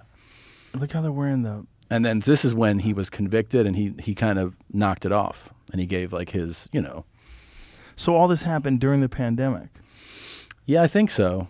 because Yeah. they're all wearing shields. Yeah, That's yeah. him when he was a cop. Yeah. What the fuck, man? And see, like, there's him, like, as Oh, Jesus Christ. dude. That series is incredible. Yeah, it's HBO did it. It's fucking wild, man. And yeah. So he was doing this like I'm not with it routine, and then they in the trial they showed there was a closed circuit camera in his cell, and they show him like getting up and standing on the sink to clean his cell and like moving around pretty well for a guy in his 70s, which was like contrary to him in court being like, I can't move. So it was all clearly Manipulative. yeah. Christ. Yeah, and they got him from the you know how they got him. No. It was like that 23andMe stuff. Really? Yeah. So what happened? Didn't they get his brother or something like that? Well, they ended up using, I forget if it was her idea or another investigator's idea to look at that, because they had trace DNA that was like 30 years old in a bag in one of these like rooms, and they're like, let's test the DNA, and it wasn't a match, so they knew it wasn't somebody that had been like arrested before. They didn't have that 30 years ago, but they put it in the system to see if it would just line up to a guy who had been arrested. But then they were like, well, let's by looking at that evidence, they were able to put it into realize that he's part of at least this family tree. And so they were seeing like who is in this tree from like those 23andMe type sites. And then they're seeing like who the possibilities are, and they find a man in his 70s who's in California, and they go and they get him in his garage. How long do you think we are from being able to have like a real lie detector test? Like a real lie detector where they put your hands in this thing and they can like read your memories. Dude, I don't think it's that far away. it doesn't seem like it would be. Because I know they convicted a woman, I want to say in India, but it was very faulty. They used what's called fMRI, which is functional magnetic resonance imagery, and they said that she had some sort of recollection of the crime scene that was unusual. But then someone was saying, but if you were defending your life, like if somebody accused you of murder and, they showed you all the evidence, you would have like this connection to the scene. Right. Like, so how do you know? I talked to a neuroscientist about this when I was doing that Joe Rogan Questions Everything show for Sci-Fi. Yeah. And she didn't think that it made sense. Like, she didn't think that it was viable. But And they convicted her based on... I think so it was quite a while ago. I feel like it was in India. Google woman convicted of murder through fMRI in India. Do you know how much people are going to push back on that? Oh my God. The perfect lie detector. People are like, fuck no. Fuck you. I'm Yeah. not getting in that Oh my thing. God. So it's from 2009. It does say that she was convicted, but I feel like when we looked this up one time, maybe it had been overturned or something. But there's some articles are deleted now. So this is but it is from India, right? I believe this woman who I talked to, who's a neuroscientist, said this would not happen here, and this is the reason why. It's like, but people get convicted of stuff that doesn't make any sense. In Italy, they convicted these seismologists of not predicting an earthquake accurately.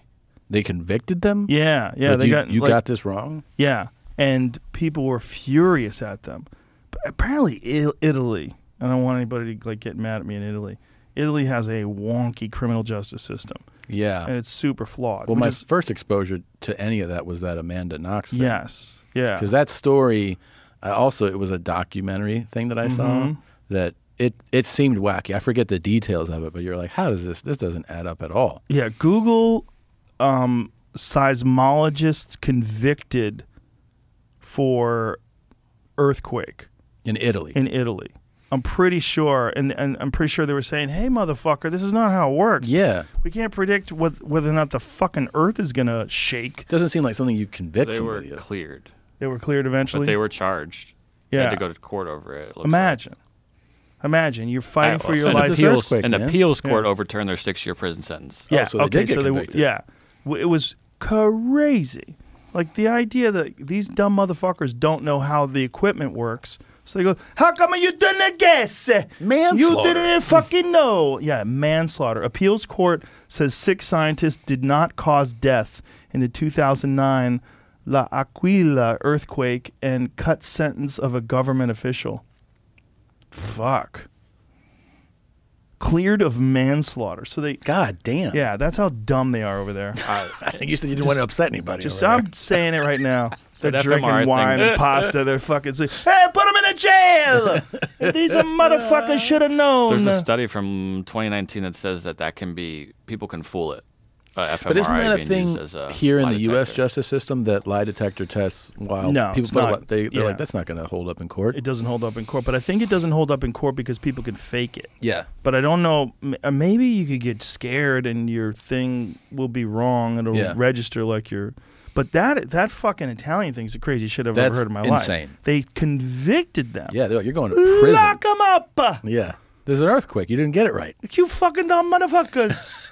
How do you not know? That's so wild, man. Jesus Christ. You know the people that are the best at defeating lie detectors are like the worst people. Sociopath, Yeah. complete sociopaths. Yeah, Yeah, they don't register any of the Yeah. normal emotionals, like things you go through when you're lying. Where are you born? Mars. Yeah. Yeah. Oh, Okay. looks All like right. he's born on All right, Mars. okay. It's fucking, Checks out. yeah. One day, I think they're gonna have something that. Well, there's a real fear that, the idea of Minority Report, right? Was that you're gonna? It's fucking so good. It's a good movie. It is one of those movies that really holds up to, and for how old it is, like you can tell that CGI has gotten better, but it's still pretty damn good in that movie for being that old. You know what I mean? I haven't seen it since. There's it movies that came like out. at any of the special effects, you're like, oh, that looks wacky. Like the first Jurassic Park, you're like, that looks fucking stupid. Does it? Yes. But when you first saw it, you're like, there's dinosaurs there. Like you're fucking freaking out. But now it looks goofy. The first one does.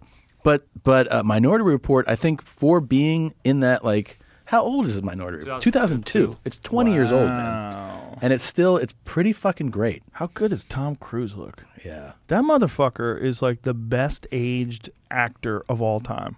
Well, it's baby blood, man. Well, whatever he's doing it right. This movie's amazing. They showed a photo of Kelly McGillis. She was his co-star in Top Gun. Mm-hmm. The two of them together back then, and then what they look like side by side now. Yeah. And she's, what she would call age appropriate. Uh-huh. She sort of let herself go a little bit. Sure. She's got the short haircut, gray hair, and he looks like he may be aged 5 years. But imagine what he puts into that. Oh, yeah. He's got to be Oh, yeah, the as effort. dedicated as anyone can There's be. probably a whole team at Scientology that's just dedicated to, like, massaging his skin. I mean, he's, 60? You're close to 60? He's 85,000 years old. He's 85,000? How old do you think he is? He's got to be 60. Right there. And he still does his own stunts, which is crazy. The new Mission Impossible, he shattered his fucking ankle. Did you see that? Yeah, I saw hopping off that building. He, and they How just did they shot. let him do that? They shot. Dude, by the way, as crazy as that sounds, jumping off of shit, the crazier thing are the aerial stunts he does alone. Like, Oh, yeah, hanging the on one- the side of a plane. yeah, how about the one where when you fly a helicopter, there's a term that I'm forgetting that's it's like a forced descent. Yeah. And he was like, I'll do it. So and you can't put another person in there with him. He just went up alone and did the forced descent in a helicopter. Like, for the thrill of cinema. Like, just so that the movie looks cool. It's fucking crazy, man. He's a wild dude, man. Yeah, he's like, I'll do this. Well, I know he does a lot of motorcycle stunts, too, which are also pretty fucking wild. Yeah, he's doing this, So man. here he is. So he's doing these actual helicopter stunts? Yes, dude. In these canyons? And I'll dive down. Just make sure you're rolling. Wow. So he learned. When I went up with Burr, it's amazing how free you are in a helicopter. You can kind of go wherever the fuck you want. It's awesome. We were going through, this is him here. Oh my God, look how close he is to the walls of the canyon. That's crazy. Yeah. So See, now he's doing this, man. oh my God, he's plummeting. Yeah, I got it. Oh, fucking Christ. And cut. That's a print. Good job, Tom. Exactly. It actually says that. Well, I guess that's a print. That's fucking crazy. It is very crazy. But Yeah, I mean, there's that's no part one of like his that. thing, Yeah. right? That he does his own stunts. Because he believes in it's a throwback mentality to, like, you know, when probably before we were even born, that the movies were like, this is an experience. Yeah, You know? yeah. Like now we're just like, there's shows and movies. Right. But that's the mentality of like, no, you're buying a ticket for a fucking show, man. Like Yeah. I'm gonna blow your mind in this movie. Does he do any movies without stunts anymore? I don't think so, really. Why Right? would you? Why Yeah. would you? I mean, kind of like the movie. He's basically, this part of his career is all like the Mission Impossible movies, right? Yeah, they just shot 2 back to back. Is he When he probably worried he's gonna die? Tropic Thunder's cameo was like Oh, right. one of the Oh. rare Yeah. non things. That's a fucking great movie that you could never make today. No. Oh my God. Impossible. But I mean, if you stop and think about it, like he's done a couple of those sci-fi movies, which were very good, like The Day After Tomorrow, which, what did they call? They renamed it. Live, Die, Repeat. Yeah, Live, Die, Repeat, because I guess The Day After Tomorrow was too confusing to people. Really? Yeah, that's that movie where he keeps dying. That was cool. Edge That's of Tomorrow. Edge of Tomorrow. That was It's a great fucking movie. Was that with Emily Blunt? Yeah, right? yeah. That That's movie a was rad. Great fucking sci-fi movie. But do you ever think about the how relevant Minority Report still is, right? Like, because it was basically kind of what we're talking about. Yes. It was like telling you and then showing you in the end that you get it wrong, and it can. Look at these movies, man. All the movies. The Jack Reacher ones, that one was not very good. But these Mission Impossible movies, I mean, if that's your kind of movie, he fucking nails it. I man. love the Mission Impossible. Those are fun movies, man. Collateral. Yeah, Yeah. that was cool too. Crazy. Yeah, He hasn't done those for, it's been 20 years almost. he's done 15 a years. lot of fucking movies, man. Oh, yeah, 51 as an actor, it says here. 51 movies. That's 51 years of filming. But I mean, yeah, how many do you film a year? They also I mean- have this one. He could do a couple. I guess he could do maybe a couple. Untitled SpaceX project. Looks like Live, Die, Repeat is Yeah. another one. Yeah, that's Like a Oh, new one. another Repeat. one? Yeah, it says repeat and repeat. Repeat and repeat. Oh, Repeat and Repeat. Yeah. When is that coming out? I'll see that. It says rumored too, so. There's not enough good sci-fi movies. That's my There's favorite. not enough good movies, period, right? Yeah. You look through the trending movies, and half of it's fucking dog Have you shit. seen anything recently that's any good? It's hard No. to. They all blend. Yeah, sort of. It's almost like there's too many of them. I started watching that documentary last night on was it crime and about the mafia guy that owned the trash company Galante, and he What's this? this is on Netflix. It's called Crime and I forget what the fucking full name is. Bert turned me on to it, and it's a guy who's essentially like the real life soprano. He was, mob associate or affiliate, and he owned a trash business in Connecticut, a huge one. And his son was a hockey player in high school, got injured, and wouldn't be able to play hockey again. So he bought him a minor league hockey team at 17 and was like, "It's your team." And he became the president of opera. And I'm like halfway, and it's hilarious. It's crazier than shit. This kid's running a fucking hockey team as a senior in high school. You know what I did see recently that I'm in the middle of right now that's fucking great is the new Cocaine Cowboys, the King of Miami. Billy's thing, right? Yeah, Billy Corbin. Yeah, I started watching that too. Yeah. There's an endless stream of Miami cocaine stories. Yes. I think he'll be in his 70s with a new Miami fucking cocaine story. Well, Billy's so interesting because he's so smart, but yet he loves Florida and Miami in particular. He loves embodies it. Miami. Yeah. Maybe in his tweets, it's all about shit that's going on in Florida or Miami. Yes, or or old stuff that happened there. Yeah. that he's finding out about. Well, it's because it's such a fucking unique culture. It is its own thing. There's nothing like Miami. no, nothing like There's it's literally like another country Yeah. that speaks English and happens to be connected to us. And by the way, English is a second language. Yes. I remember one of the first times I went to South Beach, which isn't Miami people be like, that's not all Miami. I know that. But you're walking down Collins or Ocean, and you realize you've walked 20 blocks and you haven't heard English yet. Like, you hear everything but English. I mean, that's a very rare thing in the United States, right? To be walking around, you're like, no one's speaking English here. Have you done a Spanish-speaking show down there? I have not. I had one booked, and we had to redo it because of, like, move it because of COVID. But right now, I've done them in California, Arizona, and Texas. Now, when you do them, do you have to prepare for those differently? Like, do you? Yeah, a lot more than an English show. Do you prepare your language?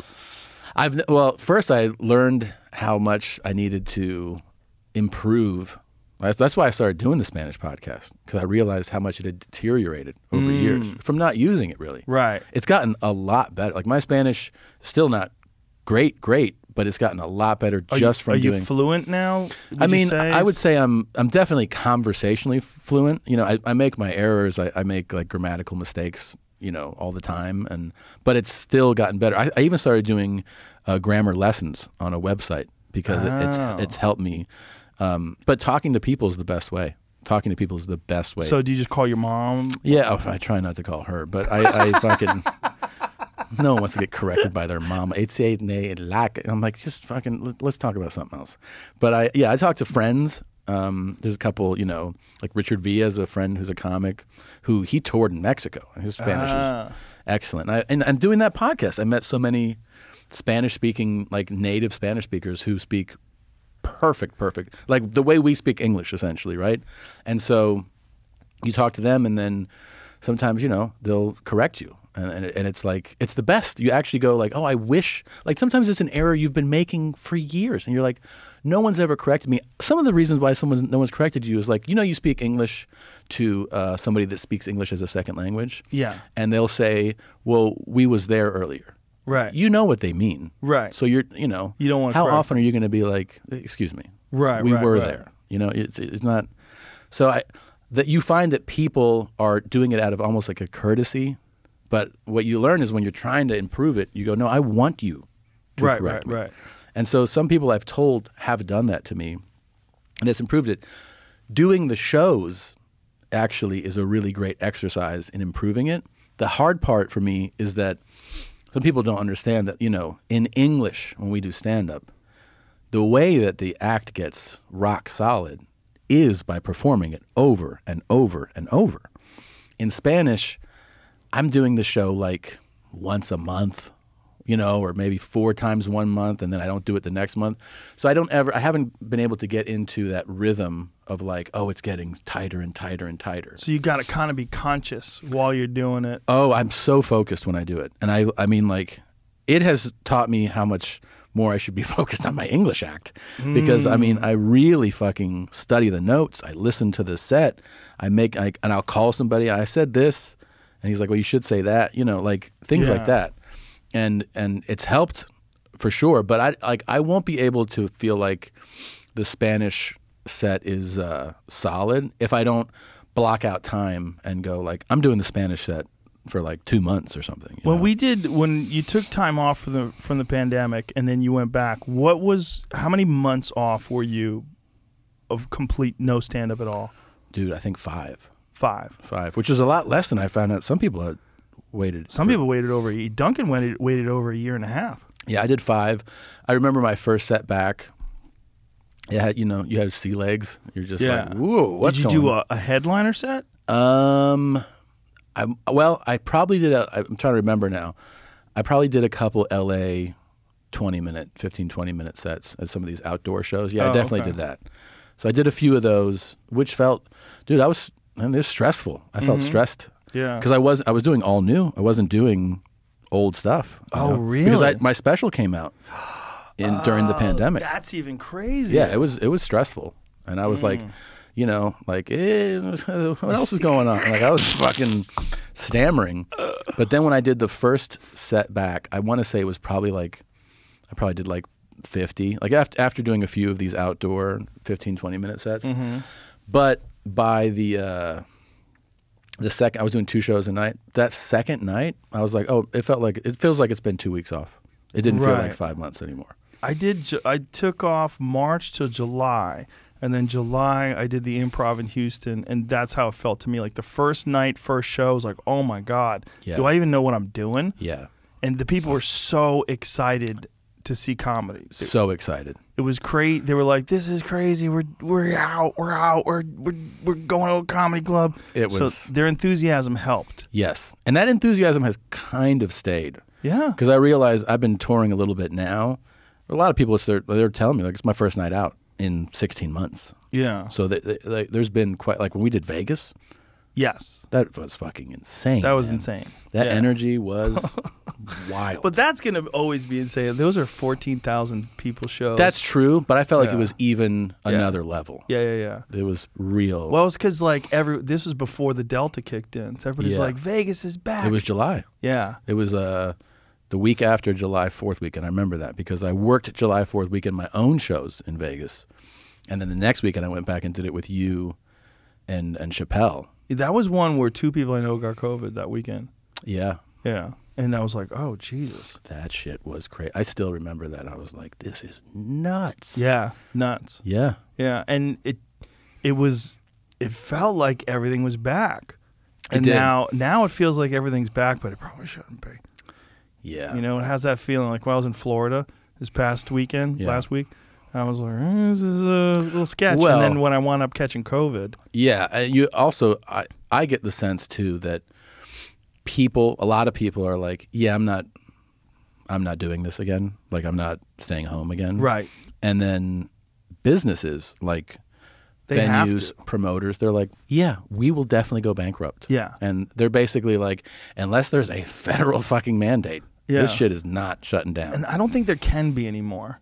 I mean, I think, and especially with people that have protection, people that have already been infected, and people like yourself that have been infected, and on top of that, been vaccinated, which is supposed to offer an additional layer of protection. Yeah, those people are like, fuck it. I have a bunch of gigs coming up where I've been notified by the promoters that the state is dictating you have to show up with proof of vaccination and/or negative tests. I would be fine if it was and/or. Yeah. But like New York City's the most stupid. They're so fucking dumb because there's people that have had natural infection, which offers more protection than the vaccine. Look, there's people that got vaccinated in July, right? 8 months ago. Yeah. 9 now, right? 9, or excuse me, January. They got vaccinated in January. 9 months ago. And they can go anywhere and do anything. And then there's people who were infected with the disease 2 months ago. They have much more protection, and those people can't go anywhere. You can't go to restaurants. You can't go to live shows. It should be antibodies or proof of vaccination, and really, legitimately, it should be a negative test because we know that if people have been vaccinated, they still get it. Yeah, I mean the real thing, because I was always pretty much like, what are the doctors saying, and on board with being vaccinated. I mean, I didn't do it for a while because my doctor was like, you don't need it. Right. And, but then, learning about what's going on in Israel is like really the eye opener, I think, because you have 80% of the population over 12 is vaccinated. And they're like, yeah, we have record number of infections. Yeah. People in the hospital. Like, it looks like a original COVID data. Right. And they have mostly vaccinated population. Yeah, it's crazy. And there was something recently, was it North Carolina or South Carolina, where they were going over the numbers of how many more people have been hospitalized, this month versus previous months, and how many of them were actually vaccinated and still are getting wrecked. Because if you're 9 months in, they're saying now that the vaccine's protection wanes after X amount of months, right, depending on who you are and how healthy you are. It's really going to, like, one thing I think is clear is we have no idea where this thing is going, but it's definitely not going away soon. It doesn't seem like it is. We thought it was just a couple of months ago, which is crazy. I thought that was the end of it, man. Yeah. That was, and it's clear that it's going to be hanging around for a minute. Well, then there's these other variants that you keep hearing about where the vaccine has no effect on it. Yeah, because these are rumors. There was the Delta, which everyone thought that was the end all, and then now there's another variant. There's a couple other ones. There's something called the Lambda, apparently, and then there's something else. Was it the MU variant or something The like Mu and then the C. There's a number that? 1. Oh, great. C2, Oh, 6, 1. Fun times. Great. Yeah. Who the fuck knows?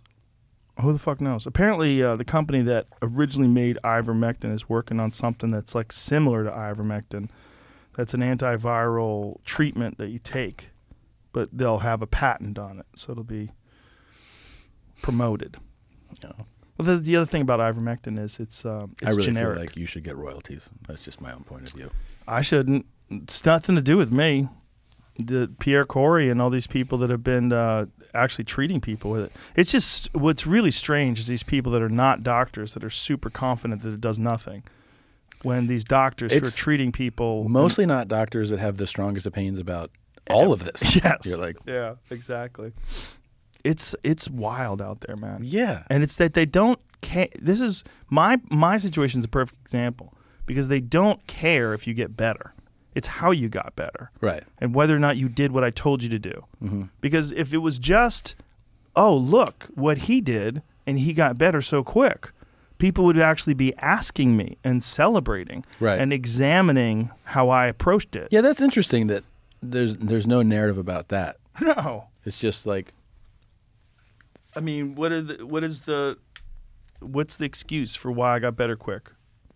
I'd like to hear it. I mean, I literally got better with no treatments. Yeah. Because you had that other variant, though, the alpha. Yeah, that's true. Which they think was like, that was the one to catch. Man. Young Jamie was exposed to the new variant, and his immunities, his antibodies are jacked. Really? Yeah. So apparently he had come in contact with it, Yeah. as had my whole family. My whole family, their lines, I got their antibody tested, and they're fresh. Really? Yeah. So they had come in contact with the Delta before I got it. There was a bunch of times where everybody around me got it. I don't. Obviously, you never know if you would have got it, but I really maintain that what happened was I fucked up and I got drunk and stayed up really late and It's and amazing just wrecked myself. how many times on tour I've gotten sick. This is pre-COVID. Mm-hmm. Sick, fucking wrecked sick from a lack of sleep and just going too hard and not taking care of myself. And the flights. The flights are fucking brutal. Yeah, if especially on a go schedule. Yeah, if you're doing like 3-4 nights in a row like I was in Florida, Yeah. you're flying every day. Yes. Flying in Thursday, flying Friday Yeah. morning, you're flying somewhere else. Saturday morning, you're flying somewhere else. And like you stay out drinking one night. Mhm. You slept 4 hours. Yep. You get to the next city and you're like, I'm going to rest. You don't really rest. No. You go do 2 shows or whatever, and then you do it again the next day. I also hit the gym every time I land. Mm-hmm. My routine is to avoid the jet lag. I always go straight to the gym. I put my shit in my room. I go right to the gym. That's the way to do it. That's the only way that I've ever found that kills the jet lag. Yeah. It gets my brain fired up. Especially on the international Yeah. shit. Then it's The thing to me too is like there's something about hard cardio that it's always real good to do before a show. Yeah. Because hard cardio, you know that runner's high thing, that's real. Oh. Something about hard cardio gives you this sort of like looseness. Yeah, You know, and like- alertness. Yeah. Yeah. That's why I do it. So my routine is pretty much now we do strength stuff in the morning and then cardio pre-show, 2 hours pre-show. Oh. And I do You bring somebody with you? I bring a trainer on the road. Ooh, Yeah. fancy man. The great Sean Nix is with me on the road. So fancy. And it's great. I mean, I feel so much better since I've done it. Yeah. I mean, my tour just started, but he's there. We're looking at food we're eating, and then eat right, lift or strength training, and then I like that feeling of. Usually, I have to cross the 30-minute mark at least, and like really have a sweat going, and my brain goes from like it's here, like and then. Like eyes wide open, and you're like, this alertness is how I like to feel going on stage. Do you eat before a show? Yeah. So, but now I like to eat like if my show is at 8 o'clock, I want to eat at 5, maybe 5:30. Yeah. And then if I have 2 shows, I found that I can eat between the 2 shows if it's like real clean, like I'll have chicken and spinach. And then I don't feel heavy. I just did, somewhere between 30 and 50 minutes of cardio. So you did that first show. So you have an appetite worked up. The main thing is that it's so clean that you don't feel any of that heaviness. I'm not like burping. It's just like, it's chicken breasts and spinach. And if I have to fine. eat within an hour of a show or 2 hours of a show, it's just fruit.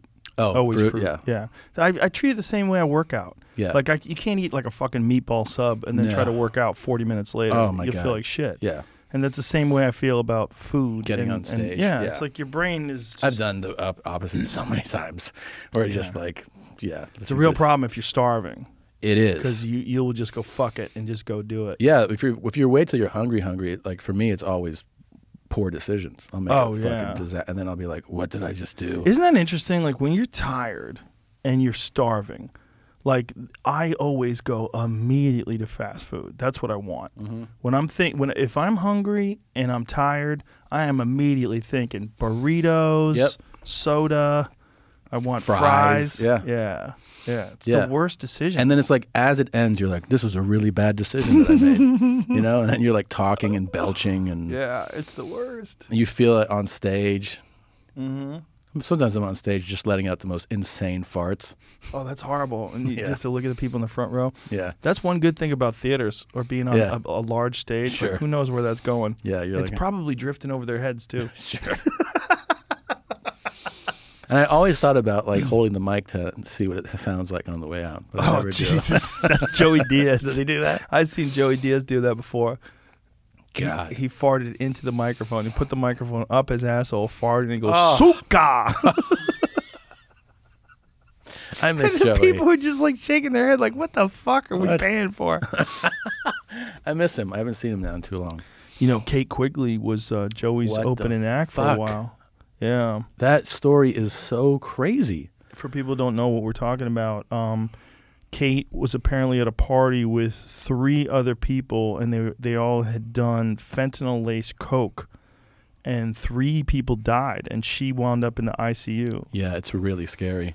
I heard that she's doing better. I don't know how verified that is, but I saw that she's doing better. I heard she's doing better, too. She's been in contact with Red Band. But that guy, Fuquan, died. Yeah. It's terrible, man. Well, fentanyl is a fucking terrifying And drug. today, Michael K. Williams, the actor, said that he died today, man, which is so sad. It was right before you got on here. We found out he's Omar from The Wire and a couple other TV shows. He just died? He's Yeah, brilliant. he was actor. found in his apartment with drug paraphernalia, the police said. They didn't say what it was, but Yeah, yeah, it's really sad. 54. If it's the same shit, that's crazy. Because apparently it's going around, this fentanyl-laced laced coke? cocaine. Yeah. This is, cartels. Stanhope had a tweet about this, and he's absolutely right, that there wouldn't be these kind of drug deaths if these drugs were illegal. Because if these drugs were legal, you would just be taking coke, and you would know it was coke. Right. It's like if you buy, sure, people can, if I drank this whole thing, maybe I'd die. If I just drank a whole thing of whiskey, maybe I'd get alcohol poisoning and die. But at least I know that I'm drinking whiskey, right? If I had one shot of that and it just happened to have fentanyl in it and I died, that's what he's saying. He's right.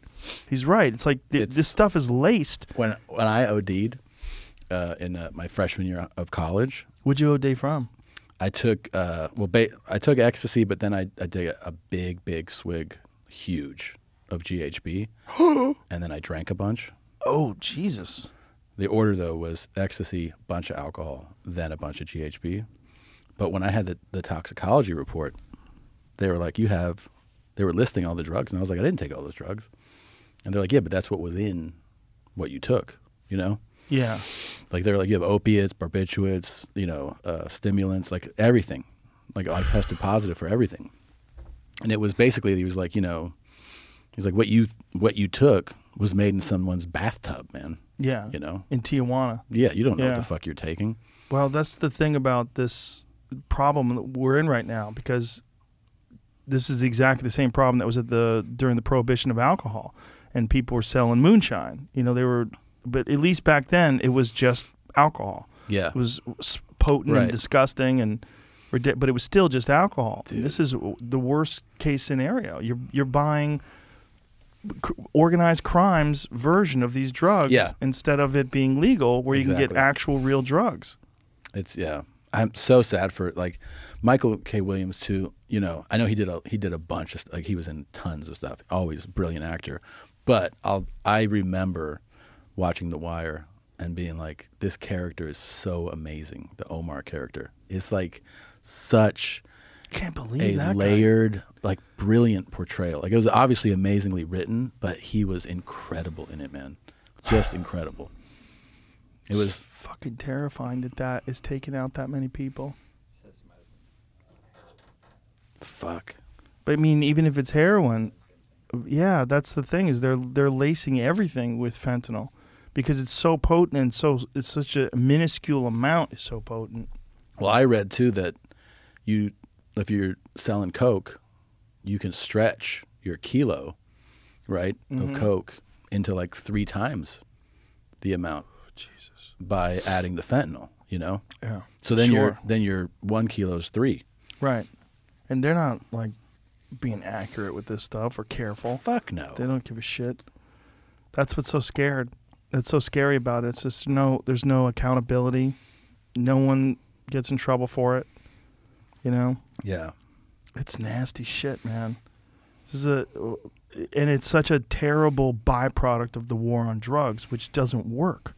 And I don't know why we always, like, it feels like even now the most conservative person recognizes that. Yeah. But yet we go, like, well, this is the path we're on. Well, it's like the idea of recognizing it and then making the big change. The big change is political suicide. The big change is saying all drugs should be legal. And, you know, that's political suicide. Nobody wants to say that, because if they say that, they're worried that, you know, if you're a governor and you say we should legalize all drugs, they're like, you fucking hippie piece of shit. My son died of drugs, and you know, people are gonna use it as an excuse, and you'll never be able to win. As logical as it is, and it is logical, it's just an untenable position to have in today's politics. But they're right. We're fucked. Yeah, we're fucked in so many ways. We're fucked with the news. I mean, come on, if the news today is so squirrely. It's so hard to find out what's true and what's not true. Yeah. That is one of the ones that gets to me the most, because I feel like it used to be not like that. Maybe we just didn't pay attention. Maybe. But it just did also just to feel like, you know, our broadcasters that did the news just used to fucking, you didn't know about their a point of view. Right. Like now you know right. This is a left-leaning guy or gal and this is the right-leaning person. And it's like, it's supposed to be someone, like news is supposed to be objective. Right. It's like, this is what happened. There's no, especially on the left, there's none of that. That doesn't exist. No, there's, on either side really though, it's just like, you know, even the way that they deliver the news, like why am I seeing your personality shine through? Exactly. It's the news. They're like, are you seeing this shit that Biden said? It's like, well, dude, what happened? Right. Tell me what happened. Yeah. And you actually have to really dig for that. I remember it said one time that the best way to consume U.S. news is to leave the country. Like, get your news from overseas where they're like, here's the story. Yeah. Because it's so colored with bias in the country that you live in. Yeah. Yeah, that makes sense. I mean, for the longest time, like, people were turning to RT and Al Jazeera to get U.S. news. Dude, even if when you go international and you turn on CNN International, it's nothing like the CNN that's broadcasted in the States. Really? Absolutely not. They have different hosts? 100%. Can you watch that? I don't know if you can watch it here, but I've traveled and it's just like from Hong Kong, and there's like 2 anchors that you don't see regularly, and they're just like reading prompter. Jesus. It's just a news story. Yeah, there's none of that here anymore. But I think that the problem is personality is it sells, right? Like, well, Fox nailed it. Yeah. They really changed the game with it. When Ailes built this, created that network and was like, give me these and that did crazy ratings. Then you have the competition going, we need to do that too. And then it just became something that took off. Fox figured out Fox figured out the ice princesses. Yeah. Super hot Republican women that are really cruel. Yeah. That's true. And they're all blonde. There's something about that. Short skirts. There's something about that is undeniably hot. Like, why is that? Like, why do we like those, like, no-nonsense, super smart, hot, blonde women in short skirts? I mean, you're speaking my language here, man. I fucking love take that your pants shit. off. There's something about that, I right? love a blonde with attitude, man. Do you? Yeah, I think mean it's great. ones. Mean, Yeah. blonde with attitude with perfect toes. Oh, give it to me. Yeah, isn't that weird that you can see their toes? Like, there's no other, there's nothing like that in the male world. I do not object. Yeah. I don't object either. I'm not saying it's negative, but it's odd that they figured out that formula and it took so long, But once they opened up that Pandora's box, like, we're kind of fucked. Yeah, a lot of people were like, I guess I like news. Yeah. No, they did. They figured out this formula that, well, it just figured out that that's what gets eyeballs, man. Yeah, that's the problem. Yeah. The problem is that's what gets eyeballs. And also, the format of this thing that you have to do for 7 minutes before you go to commercial. Because, like, you have these little bursts.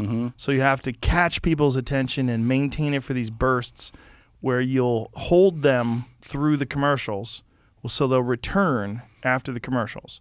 Because if they take off during the commercials, then you're fucked. Because then you're not going to be able to get the ad revenue money. Like, Right. they need to know that you're there. Right. So they need to know that you're tuning in based on their personalities, whether it's Tucker Carlson or Sean Hannity or whoever it is that you agree with.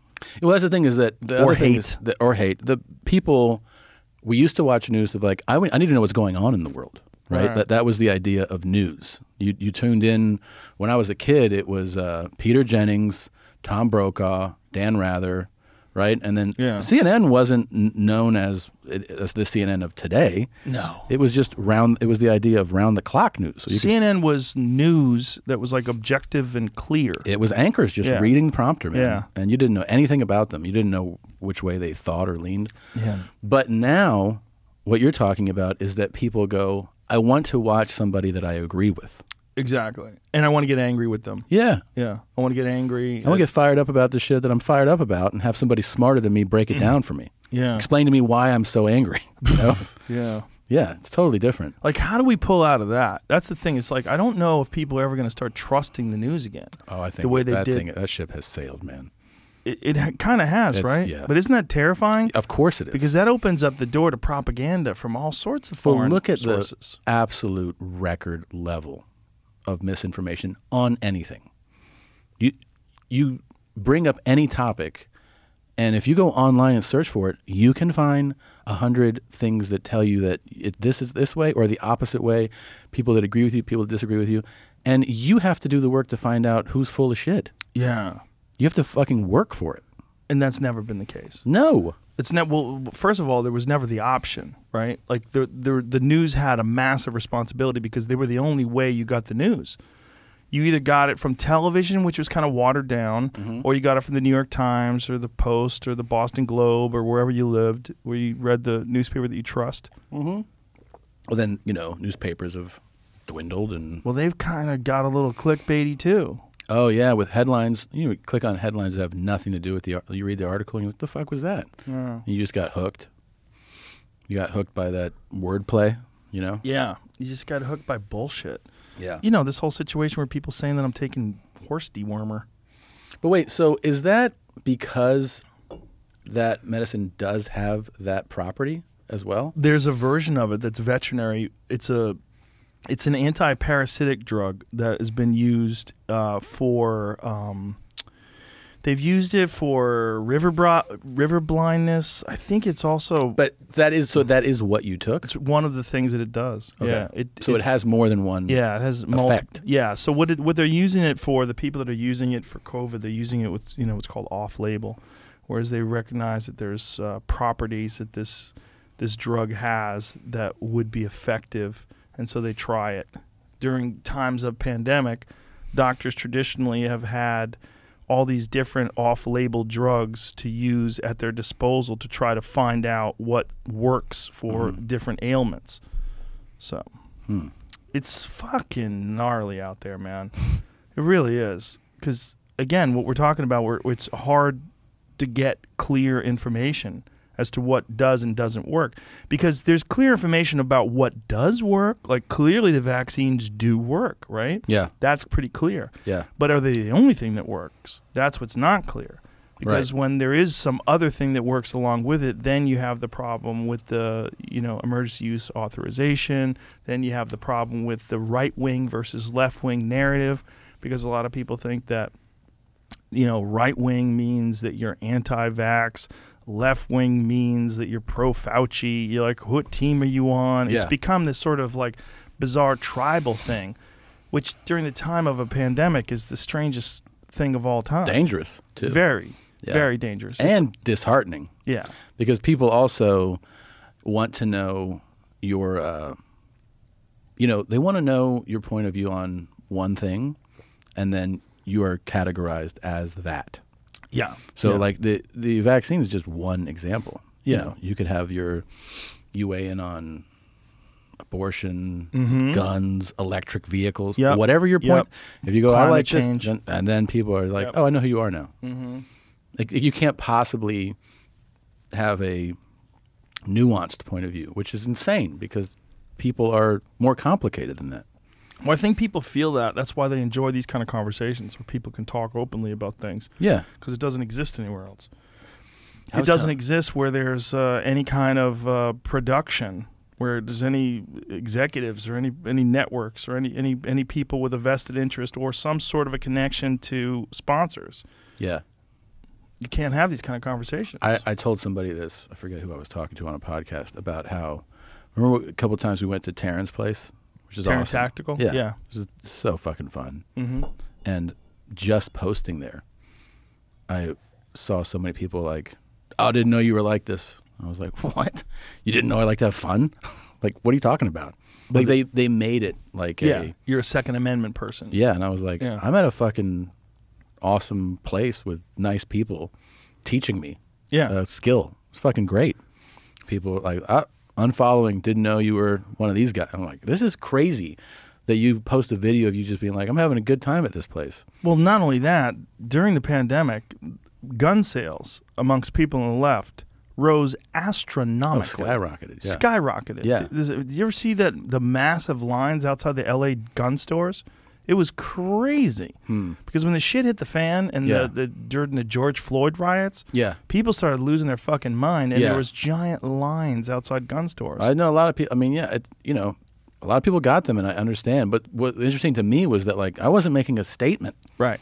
I was like just being like, I'm having a great time. You're just shooting a gun. Yeah. At a safe place. Yeah. That has experts, and it's a fun thing to do, and it's a skill set.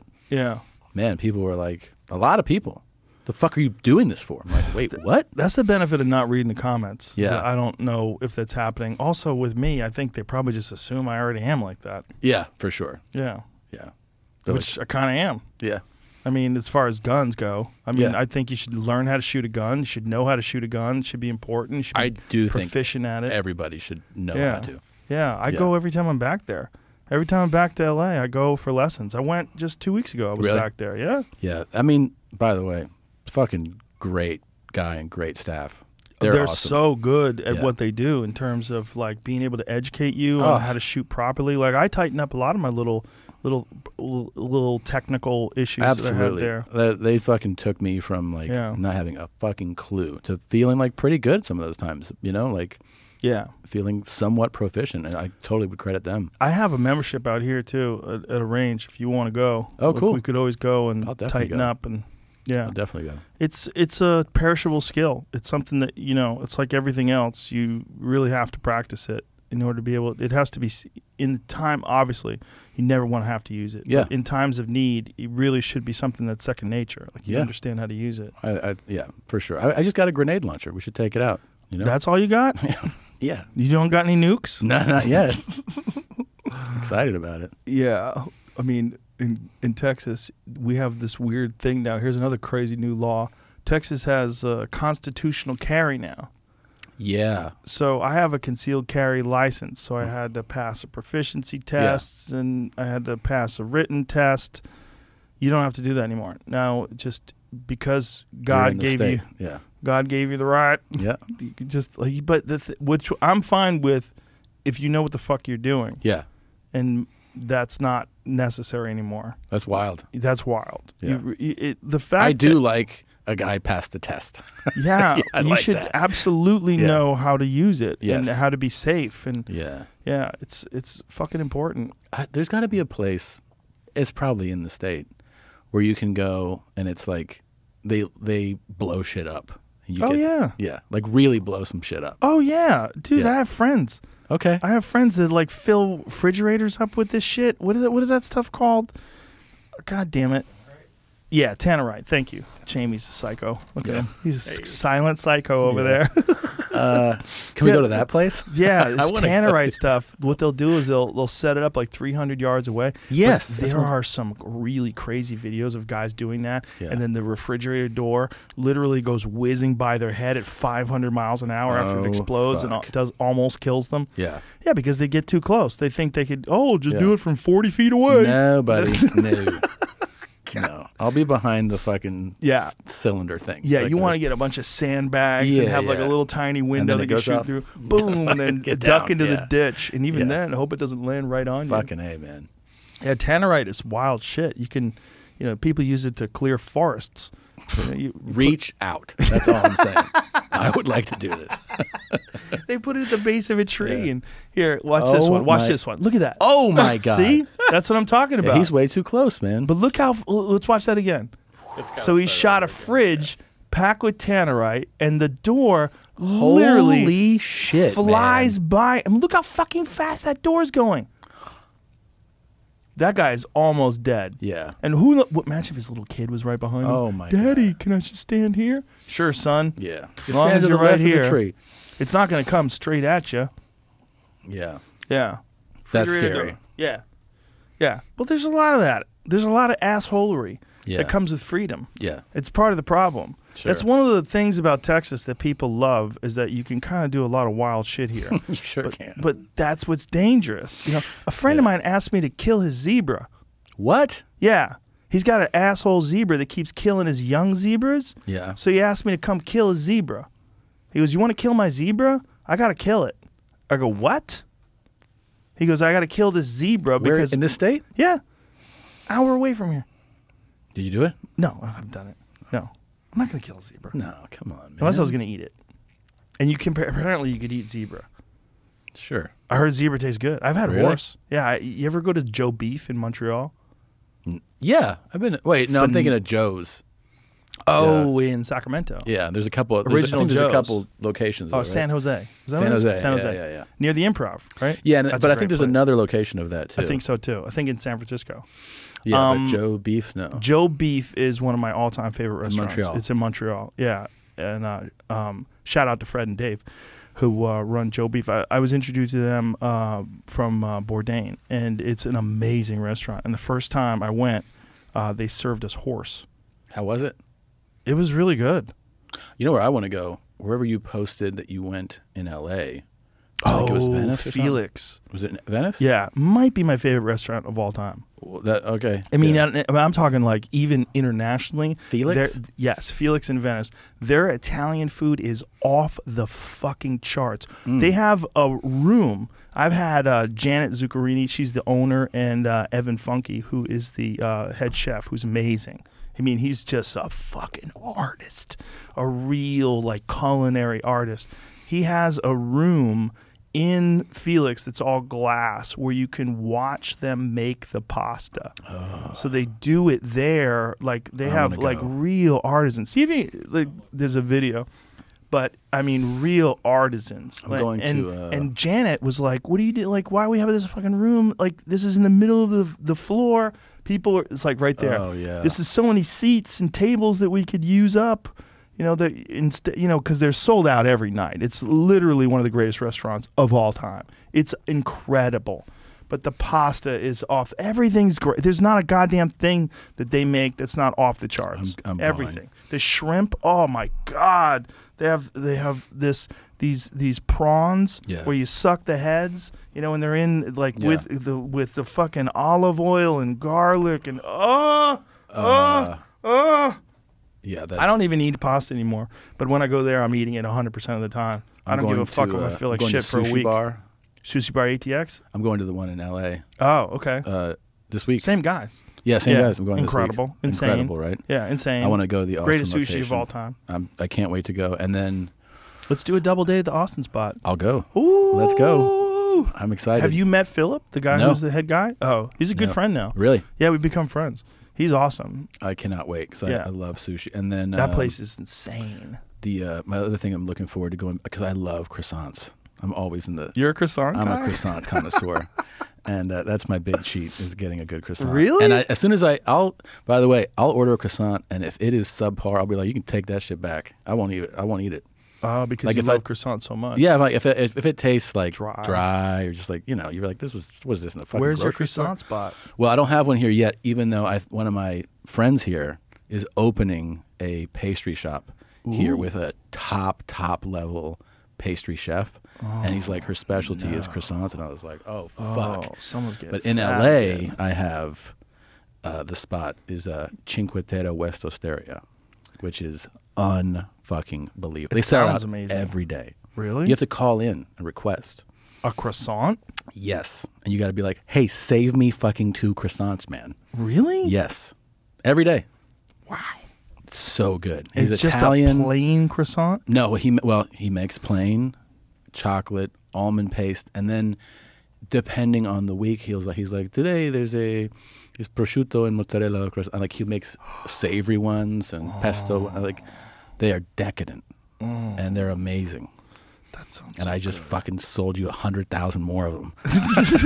they're so good. Why is bread so bad for you? Because it's so I don't know. goddamn delicious. Yeah. Oh. It's good that I moved away from there. I fucking eat them all the time. They're so good. My number one splurge here in Austin is at Red Ash, which is a phenomenal place. Unbelievable. But they have that garlic marrow? bread with bone marrow. It's the best. It's the best. It's one of the best things I've ever had. I had friends visit from LA and took them there, and they're foodies, and they're like, "This is one of the top 3 meals of my life." Yeah, the bone marrow's off the charts. With the Incredible. garlic bread, it's like, I don't think food gets better than that. Yeah. No, that place does it other level too. Yeah, and he opened up a new place here called Jay Carver's. Really? Yeah, the head chef opened up a new place. It's equally phenomenal. Different type of food? Different, slightly different. What's it called? Jay Carver's. Is it also in the area, in downtown area? His name's John Carver, the head Okay. guy. And Okay. it's it's in the downtown area. That it's a small Red Ash area. is fucking amazing. Phenomenal. Red Ash is phenomenal, and the people are so cool there. Everyone's so nice. The But nicest. that's like the thing that I love the most about Austin, is how friendly everybody is. Well, yeah, I was just telling out there that I've been here since May, and not even comparable.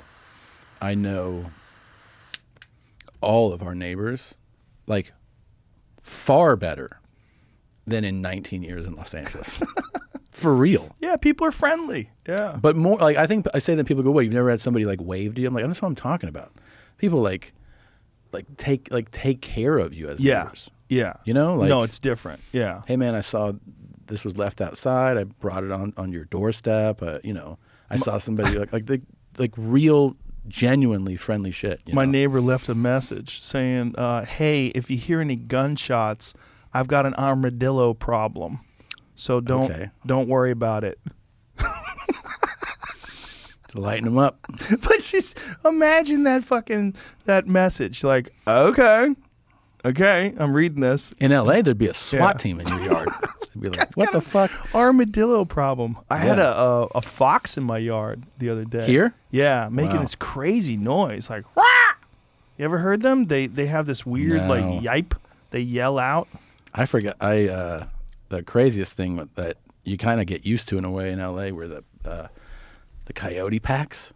Yeah, yeah. Packs of them. Packs. Sometimes you see one. Like I saw one time jogging down Fountain with a dog in its mouth. I was just like, just trotting. I was like, damn. holy fucking shit. Yeah, there he is. Wah! Listen to this.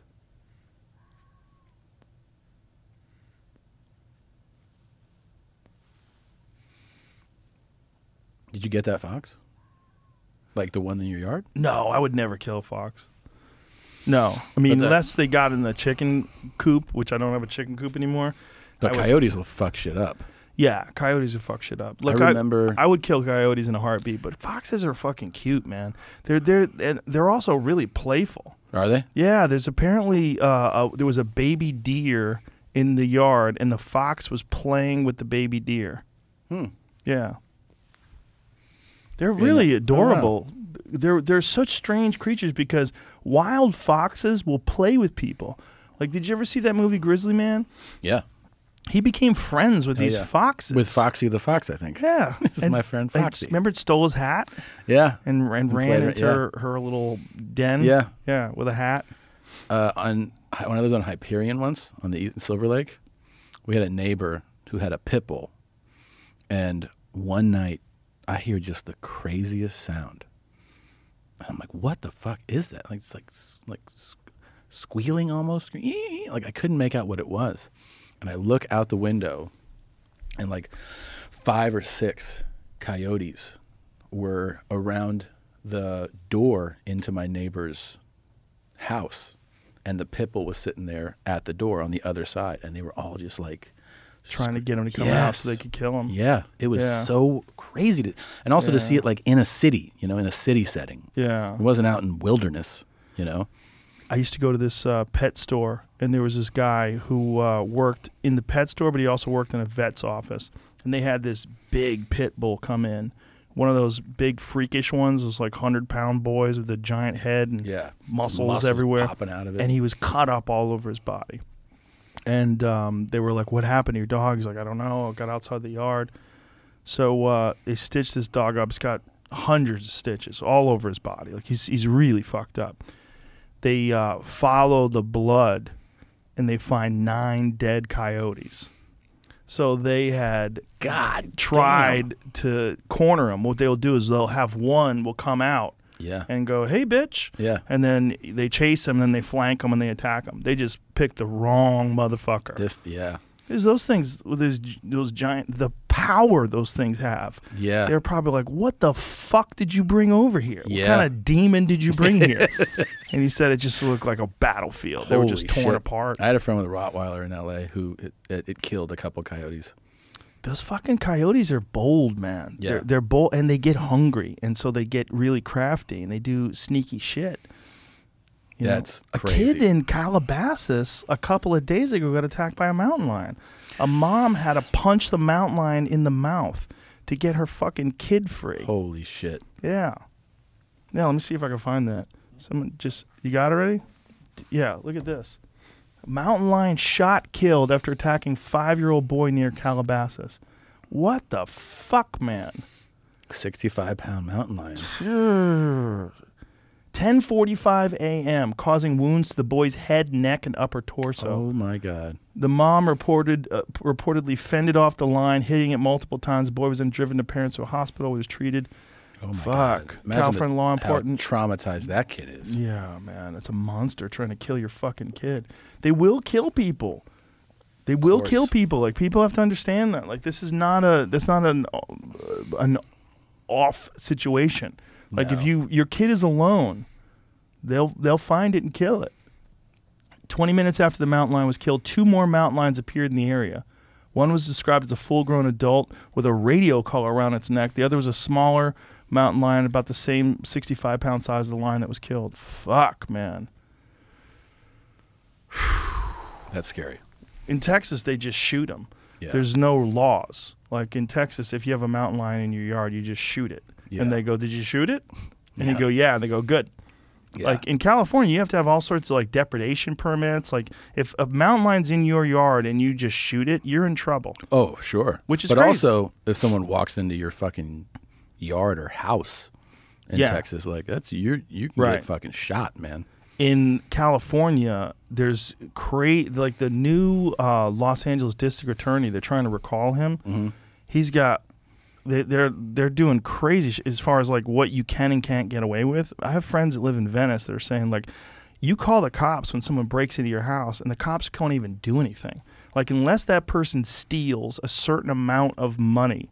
Like if it has to be more than like $900 worth of shit, they won't even arrest them. I can't like some of this. Like I think it's Illinois or Minnesota too. The nonsensical law about an intruder, and they're like, It's you as the person living in the house. You're obligated to not shoot that person, or you can Right. be. Like, how does that? It's Who crazy. entertains that as plot? Like, it's not realistic. Liberals, which I am in a lot of ways, but in a lot of ways I'm not, I guess. That's one way. That's one way I'm not. I feel like I'm definitely pretty liberal, and I definitely do not subscribe to that. That is No. total insanity. It's total insanity, and it's only the only time it makes any sense is if you don't have a dog in the game. Yeah. Like if you don't have a stake in the game, if you don't own property, if you don't have children, if you're like a young college kid or a young super progressive left-wing person, then you think, well, that poor person, they're not doing this because they want to. They're doing this out of desperation, and we have to be kind, and we have to be open-minded. But it's also putting on the person whose home is being broken into. Yes. The idea that you're supposed to be like calm and collected Right. as you find an intruder in your house. Which could be one of these fucking serial killers that we were talking about earlier. Yeah, like you're Yeah. supposed to be like, wait, man, are you high? Right. Are you having a rough go of it? Right. Exactly. As opposed to like the reality, which is you're going to be in a full fucking panic. Yeah. Exactly. And you're not going to be freaked like, out. should I talk to this person first? Especially if you have children. Oh my Like, God.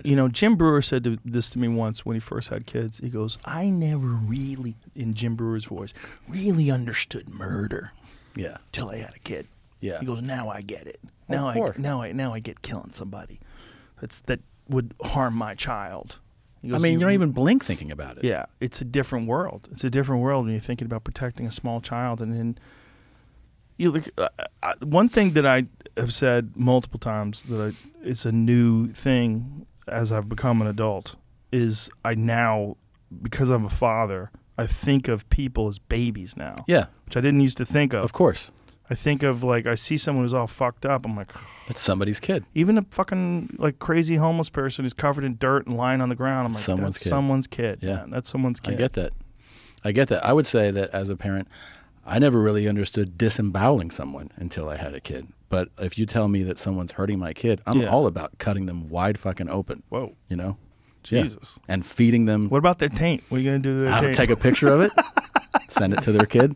Feeding him to the pigs. Yeah. Yeah. But Did you see the story in Malibu? What the fuck? Malibu machete attack against family cost dad and I 2 homeless suspects arrested. Primary suspect had pulled a knife on a sheriff's deputy back in April, but liberal DA George Gascon, this is the guy I'm talking about, his office filed only a misdemeanor charge. fucking crazy. Yeah. Fuck, man. Lost an eye. It Jesus doesn't really Christ. describe the fight, but it says that they were approached while they were eating. If the family was eating lunch, Oh, my God. They were eating lunch last Saturday at Dan Blocker Beach in Malibu when the suspects approached them, claiming falsely the family wasn't allowed to be there. Argument ensued, and he brandished his weapon and began attacking the father, God. cutting his face, an eye in his tongue, chest, and one of his hands. Oh, my God. Yeah, dude. crazy. Yeah. Cool district attorney. Yeah, he's the best. Well, it's one of those weird conspiracy theories where, you hear that George Soros is involved.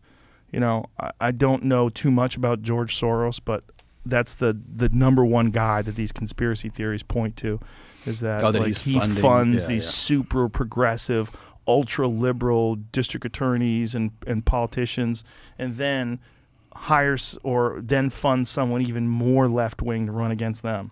I don't Yeah. know. He's a very, very rich, savage businessman. I know that. Yeah. He's like a corporate raider, Yeah. It's crazy when someone is like that cutthroat, but also super liberal. It's fucking almost doesn't. Well, it's why. Why Yeah. is he doing that? Is he doing I it don't because know. the conspiracy theory? Again, this is not. I'm not saying that I subscribe to this, but this conspiracy theory is that he literally wants the demise of civilization in the West. He wants the demise of America. That he despises America, and that the way he's doing this is Yeah. by installing progressive and more progressive. Like the most progressive possible and then more progressive still. And that doing this, which will encourage crime, decriminalize a lot of behavior. And, you look at all these fucking different places that have installed these people like just George Gascon guy who is people in LA are freaking out. The cops are freaking out. They're handing out concealed carry permits in Los Angeles, which used to be impossible to get. Yeah. But now the LA sheriff is like, look, we've got to do something, and people have to protect themselves because the cops are not going to do anything. They sure fucking do. It's weird, man. It's just such a weird time. And Yeah, it just, Bert had that. You know when he was like building a place, Mhm. and his place got robbed one night, Yeah. and like luckily no one was there. It was like under construction, and he said like, cop showed up, and he was like, "What are you going to do?" And they're like, "What are you talking about? What we're going to do? You got robbed." And he was like, will this be pursued? And he said they laughed, and they're like, "This is L.A., dude. No, you just got robbed." Does he want to stay there? I think he loves it. I think he loves his place. Yeah. Yeah. Yeah. It's spooky, man. It's spooky because it wasn't like this just a few years ago. It's like this demise that seems like the slide has begun and there's no mechanism in place that's going to turn it around. There's nothing that I could see or imagine that would put a halt to this. Yeah. And who the fuck knows what's going to happen with this recall election? I mean, maybe that'll change things. Maybe if they realize that people are so fed up that they're going to recall the governor and they're Yeah. going to install a radio talk show host, which would be pretty wild. Oh yeah. Larry Elder. Yeah. Wait, what happened with the recall election though? It's still going on. So- September 14th, I believe, is the election. Is the election. And Did you Elder s- would be installed? Did you see? He'll be the governor. Did you see what the LA Times wrote about him? That he's the black face of white supremacy? Jesus. Really? Yes. The LA Times has lost their fucking mind. They've gone full social justice warrior. The fact that that was printed in the newspaper, that this is the black face of white supremacy. That's a wild headline, man. That's a wild headline. Yeah. It's super insulting. Too. It's You're so like, insulting. Oh my God. It's so crazy. I don't know enough about him. I don't know enough He was about a him. radio guy, right? He still is. Yeah. Yeah, I mean, I know that he came from Compton, and I know that he's very conservative, and he's one of those, accountability and, personal accountability and figure out your life and get your shit together. But I don't know enough about his politics and his positions on things to comment on him. God damn. But I do know that It's a crazy state, man. it's a crazy fucked up state. Yeah. And the thing is, like, I don't know how that state turns around. It's so massive, too. Yeah. I mean, in every way. It's geographically pretty massive. Mm-hmm. Population-wise, it's enormous. More people in California than in Canada, for people that don't know. Think about that. More people in the state of California than in the country of More Canada. people in L.A. than in the country of Canada. No. I think so. No, Canada has about 38, 39 million people. Count Mexicans. Okay, you're right. And then, and then economy-wise, I mean, a Yeah. fucking engine. That's the yeah. sixth biggest economy in the world. The Yeah. state is. Did you see Newsom when they were he kind of lost it a little bit? One of these interviews where he was talking about all the great things about California. Uh-huh. Oh, he's high on California. People are coming down on him and giving him a hard time, and he got real agitated. No. And he started rattling off all the things that California is doing great in terms of like innovation Yeah. and IPOs, Yeah. and like, bro, you have nothing to do with that. Yeah. You have zero to do with the innovation in California. Zero to do with IPOs. How many IPOs there are? I mean, it's right on two fronts. I don't think he has anything to do with it, but it is incredible the innovation that comes out of the state of California. Oh, yeah. Well, the Incredible. amount of intelligence. I mean, just think about all the universities that are in California. Think Oh, about yeah. how the amount of like tech, just the tech world. Meanwhile, they're all moving here. That's what's wild. We're That's getting that big ass. wild. Do you know about that Google building? I Yeah. learned that. But did you know that they started building that, and people on that lakefront area were like, "What the fuck is?" Because they built in front of like 3 other buildings. So now Oh, really? the Google building has like prime view of the lake, and they Oh, block, so they blocked all this. Yeah, yeah. Can you do that? Well, yeah, because it was it was in there. What people didn't realize, who got upset here, was that you could have found that 18 months before the building started. It was in their proposal to the city to build it. You know, And the city went, okay. yeah, and it's a fucking it's not dumb, but it's beautiful. Yeah, it looks building. like a sail. And they have there's grass terraces. There it is. You see those parts that come out? Is that what it's gonna look like? Yeah, that's Yeah, not what it looks officially, like yet, right? Yeah, but it's like halfway there. Imagine if you're right But behind that. you can walk outside on each of those terraces, you know? Oh, wow. And there's And jump, grass and maybe. trees. You can jump, you can float, you can do whatever you want. Imagine if they put nets around those terraces, Oh, man. like Foxconn. When will someone come along that makes a fucking phone that you don't have to feel like a piece of shit for buying? What do you mean? Well, because all these phones are made, first of all, like if you follow phones all the way down to like how the minerals come out of the ground, like literal slave labor is involved in retaining some of the minerals and pulling some of the minerals out of the ground. Like, there literally might be a child laborer with a stick that's pulling out some of the coltan. I got to say, those kids are doing a great job. These phones are amazing. They are amazing, but wouldn't you pay? How much more would you pay if you didn't feel like a piece of shit when you used your iPhone? You didn't feel like some kid has to work 16 hours a day. If they're like some factory in verified, China. this Yeah. one has no, yeah, of course you'd pay more. Yeah, for sure, Yeah, right? of course. How come no one's come along and done that? There's clearly too much money in the other business. Everything's always about money. I You know, could but track the it's money. kind of amazing. Yeah. Do you have that thing? I do this thing where I buy a new phone, but the anxiety of getting it up and running, I'll leave it in a box for like months. Really? Yeah. I'll be like, fuck, I got to like set it all up. I'll do that for a while. Well, my new thing is I don't put apps on my phone anymore. Really? Yeah. Yeah, my new phone. Well, I have Instagram and Twitter on my phone because I had to post things, but I'm better off without those. I'm really better off like putting those on another phone. But for the longest time, I had nothing on my phone, nothing on my phone but a phone, and it was great. Yeah.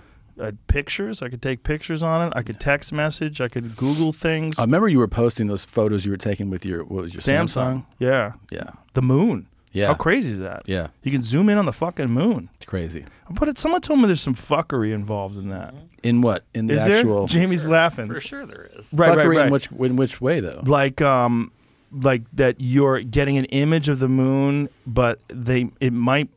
I don't want to misspeak. I know that there's a digital zoom aspect to it, so they're zooming in. Yeah. But are they using a photo of what the moon actually looks like? Are they faking you out at the Right, end of it? They could right. be because it looks so good. It looks so good, but let's find out if that's the case. Like, what is the digital fuckery? Because so many people were saying, dude, your phone is full of fuckery. I'm like, but is it? I don't know. I didn't even look into it. I just was drunk on the beach going, look what I got. Fucking awesome. Yeah. I was on vacation. Yeah.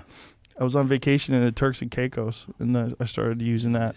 So I'd have to let me see if someone's done a breakdown of it. I know it's called moon mode, and then they say it's using AI. So once you're starting to say that, you could go, well, AI made it pulled better images off of what it knows the moon looks like. Yeah, see, that's the your image thing sucks. is that the moon itself, the position, like when the moon is spinning around the Earth, we're looking at the same side of the moon always. Mm-hmm. The moon doesn't spin. Right. Right? So we always look at the same side of the moon. So Makes if the sense. moon is visible, like they could conceivably fill in what it actually looks like.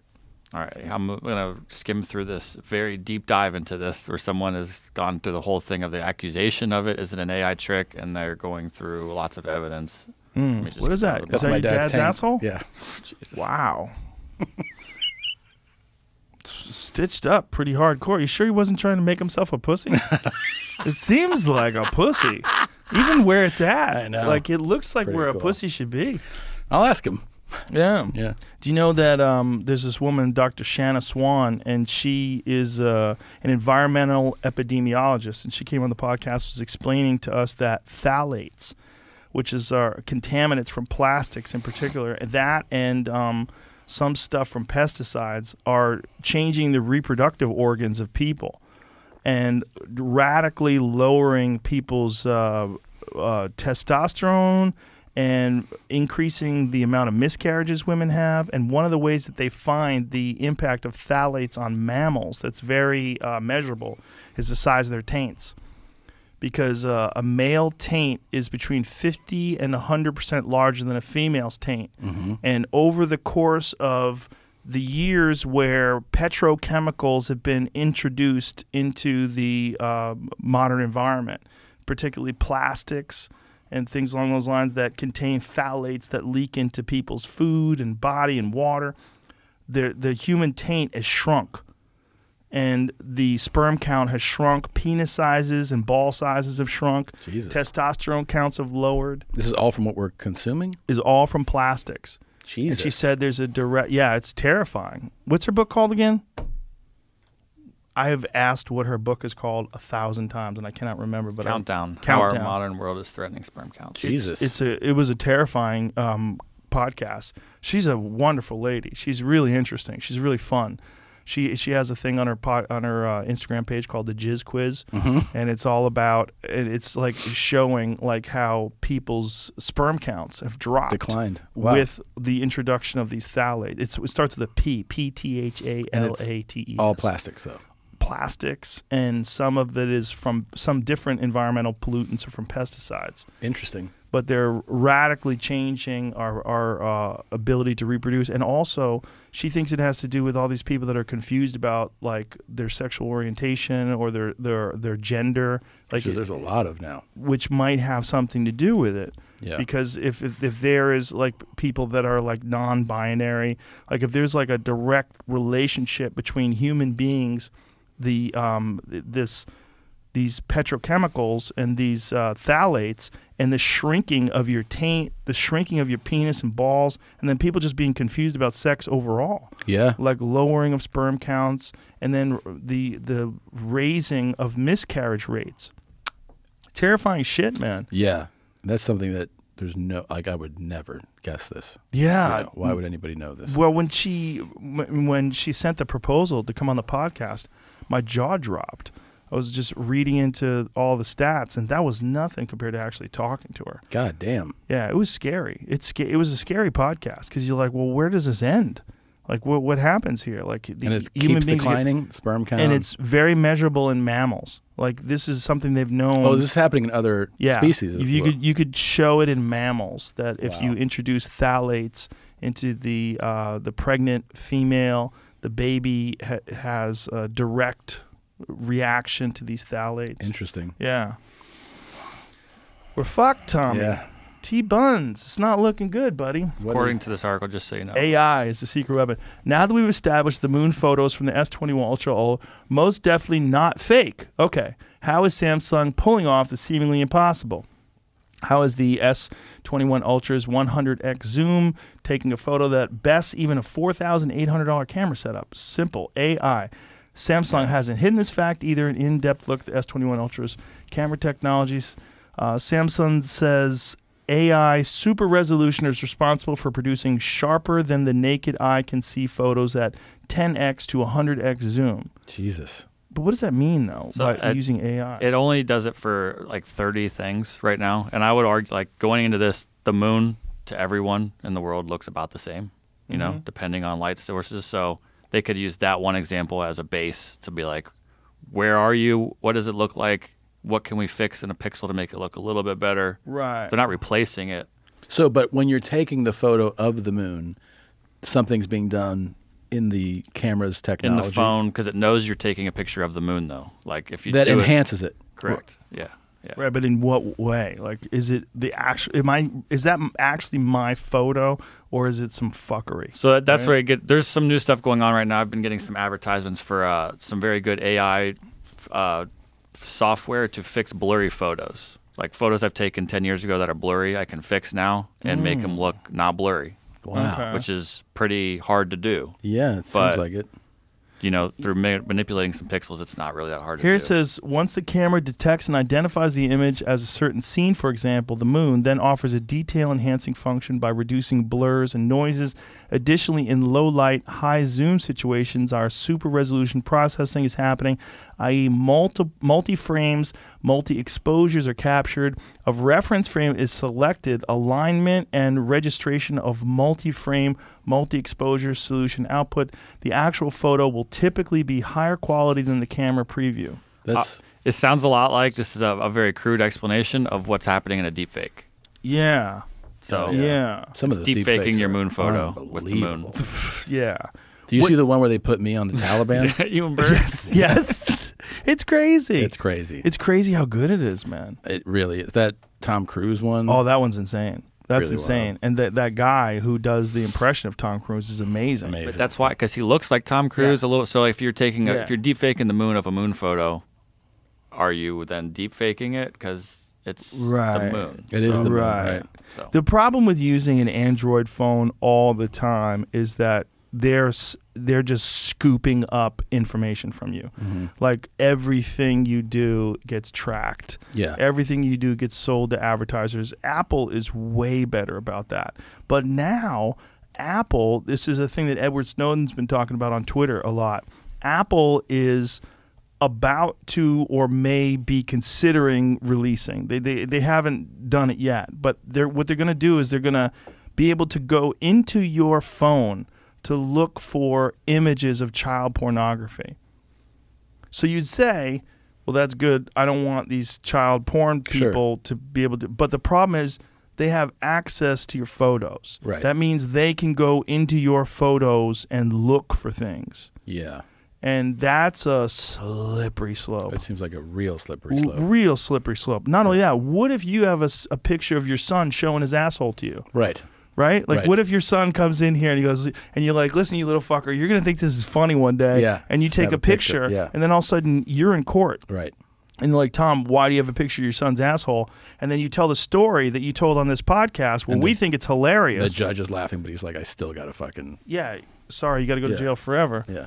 Apple, in a document published on Friday, detailed how it has used machine learning and enhancements to introduce significantly improved people recognition in iOS 15, including in situations when a face isn't clearly visible. Can use their upper bodies to identify people. This is just part of, so it's in the iOS 15 update is what, Jesus, because that's going to be on the new phone. Right, but that's not what they're concerned with. We're concerned with, This is in addition to, this is part of like, I had that concern with things like this that this software can do already. And right, there like could be where it already, further like problems. if I have pictures of Tom in my phone, it'll show me all the pictures that I have of you. Right. It already has that. Yeah, yeah. Yeah. It's been doing that on my, like, pictures I've taken of you from past concerts and shit. People in the audience are showing up like, hey, they're in your photo 5 times. I'm like, that's fucking weird. Wow. Can I turn this off? Like, yeah. That is weird. The scary thing to me is the child porn thing. But it's not scary that they're going to catch child porn people. That's great. I love that. But what's scary to me is like, what's to stop people from putting it on someone's phone? What's to stop someone from using that to access all sorts of other things into someone's phone? Yeah. And are we just accepting that every time you take a photo, the government Gets to see your photos. gets to see your photos? That's fucking Not only crazy. that, like the government, the problem with the whole term government is they're just people. And some of them are awesome, and some of them are pieces of shit. And that's just across the board with all human beings. You can't give them that kind of power. That's where things get crazy. Yeah. And this is the problem that people are having with all these new pandemic laws and restrictions. It's not that we don't need to protect people. It's that you're giving people the power to have control over other people. Like, we're seeing what the fuck is happening in Australia. Australia has traded in a pandemic state for a police state. Now, Australia is like, it's wild what's going on over there now. Yeah. They have like camps. They take people and put people in fucking camps for when you get caught with COVID. They're separating people from their parents. Even that enforced quarantine when you arrive is pretty fucking wild. It's wild. My friend's girlfriend, Australian, went home, and she was like, "You just get taken to a hotel. They choose the hotel, Yeah. put you in the room, and they put food outside the door. Yeah. You And just get stuck in You your get room. to grab, but they're like, if you leave the room, Yeah. You're you go fucked. to jail. You're fucked. Yeah. Well, do you see what's going on in Paris? In Paris, they're forcing people to get vaccinated. If you don't get vaccinated, you can't go to restaurants, you can't do anything. So people are protesting against it. There's protests in the streets. Well, some woman got chased down by the police because she went to a mall and she tried to shop without being vaccinated. They chase her down, tackle her, and beat her. Fuck. There's a video of it. See if you can find the video. God damn. It's crazy. These cops tackle this woman and they're beating her because she tried to shop unvaccinated. God damn. Yeah. That's intense. Well, what's intense is There's no logic to it. Like, what if that woman, as we talked about before, recovered from COVID and has a 6 to 13 times stronger protection from the Delta variant than someone who's vaccinated, and they're still tackling her and beating her because they want compliance? It's not a law that makes sense. No. Because if you, it's one thing if they said, look, you have to show antibodies or show proof of previous infection or vaccination. Yeah. Well, then you could kind of make the argument they're protecting people. But really, what we need is more testing. You need the ability to test people on a regular basis that's accurate. Well, definitely Look at this. doing this is nuts. It's a crazy video, man. Holy shit. Yeah. Well, people are protesting. Yeah, they're literally like riot cops. And they hold this lady down, and they're fucking hitting her with sticks, man. They're beating the shit out of this lady. And it's crazy, man. This is for shopping Yeah, unvaccinated? for shopping unvaccinated. It's according to the tweet, though. So, but yeah. Yeah, right. It could be something else. That's the truth, right? Yeah, but apparently it's been verified. Fucking Yeah, Hey, it's not taken man. down or anything, and there's no other info. With No, it. It's just I'm saying, I'm 90% sure that that's what this is, because this has been verified. They're fucking her up. They too. fucked her up, dude, with sticks. I mean, they're using those batons. It's like, the problem is power. The problem is when you put in a law Dude, and you that is say like you have to, fucking SWAT it's team. Orwellian. Yeah. It's scary shit, because if you put in a law and you say you cannot violate this law, and then you make people enforce that law, well, the cops are going to do what they're supposed to do. What they're supposed to do is go chase the people down that are violating the law. Yeah. And then, well, Those now, cops are ordered to do that. exactly, which Yeah. is so fucked. It's fucked across the board. Oh my god. Yeah, it's not good. But this is what people who are libertarians and people that are very concerned about, past history of these kind of tyrannical laws and draconian measures, this is what they're worried about. Is this just human nature? When you tell people that they can't do a certain thing, and then you have to enforce that, well, how do you enforce it? You enforce it with force. Yeah. Yeah. That was scary. Scary shit, man. Yeah. God damn. Yeah.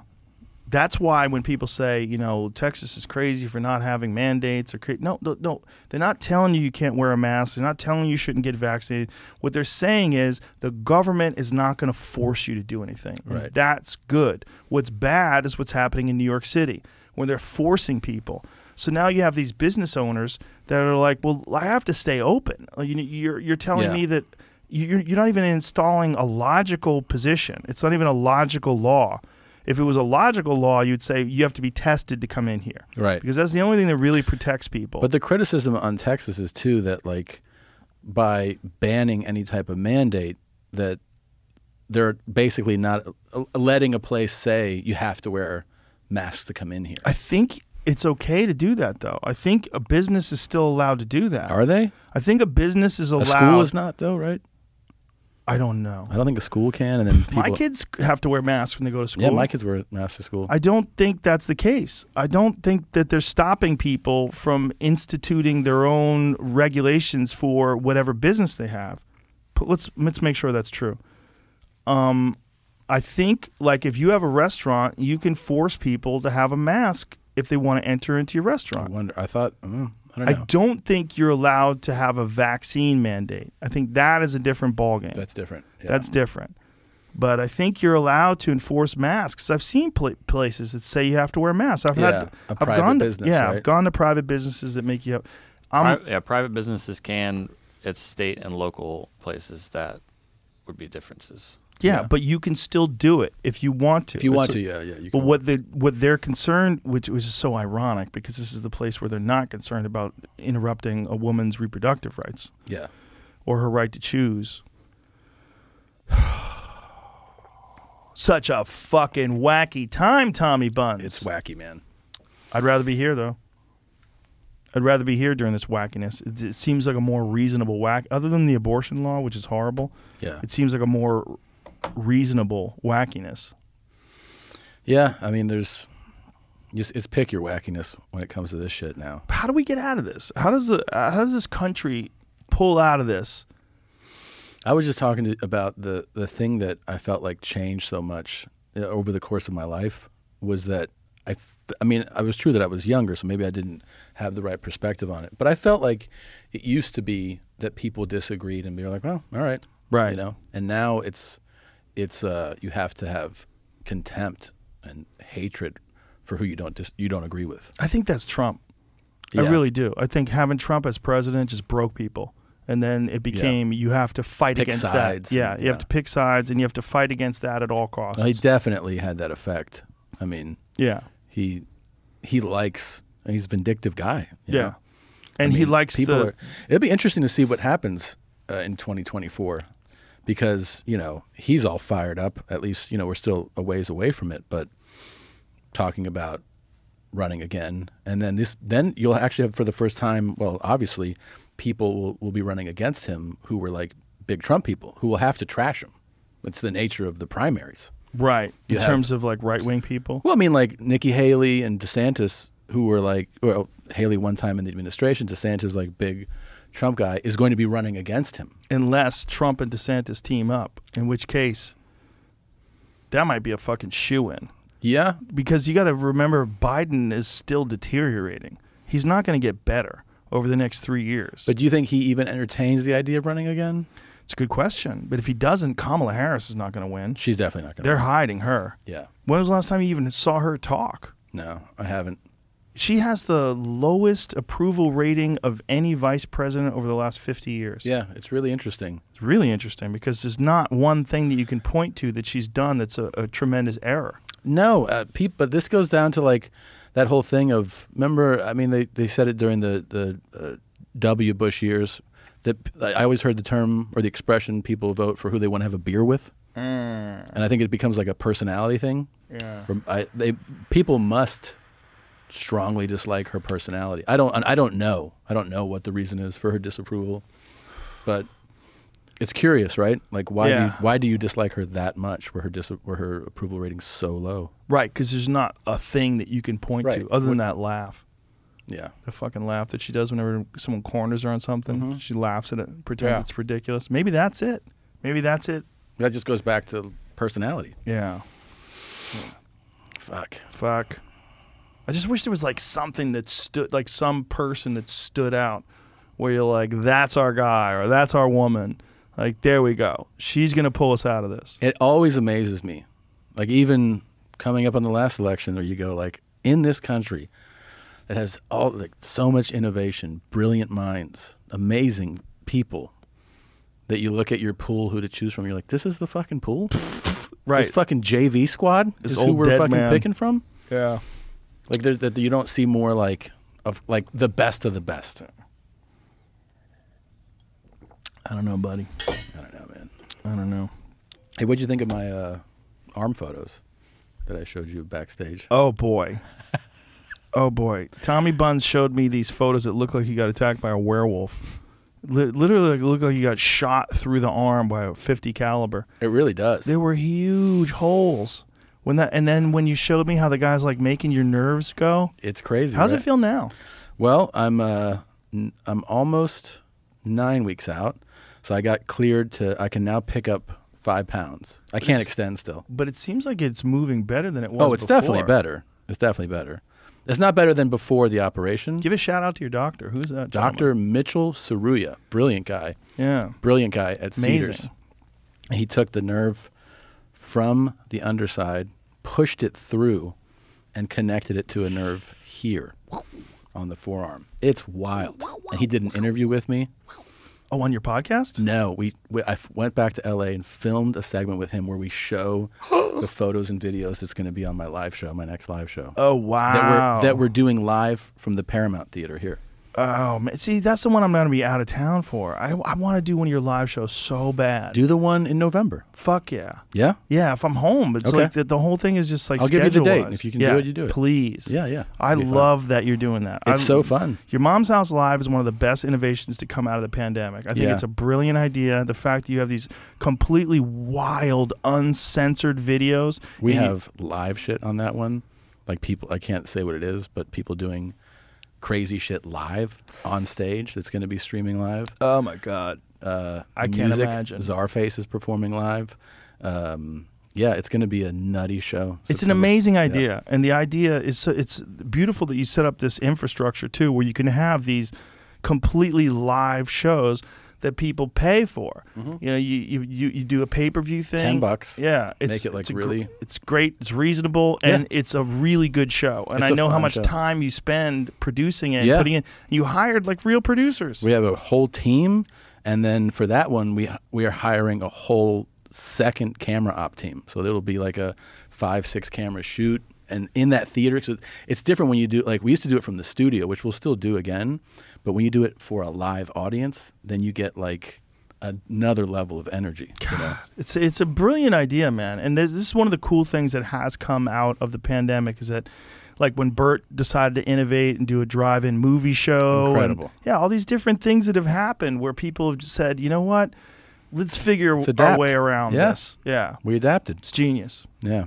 we're really excited about it, man. Well, and tell people, when is that? This next one is September 22nd, and if you go to livestream.ymhstudios.com, that's the ticket place, and it'll be streaming live. So it'll be a live audience will be there, and then it'll be streaming live, and then you can watch it for. There it is. Yeah. Your Mom's House 6 Yep. podcast live taping. Yep. Yeah. It'll be nutty, man. It'll be real crazy. All right. Let's wrap this bitch up. Let's do it, man. It was fun. All right, my brother. Thank you so much. Of course. Always great to see you. Always good to see you, Fun man. times. Yeah, man. Fellow COVID survivors. 3 of us in this room. Yes. did All right. it. We did it. Bye, everybody.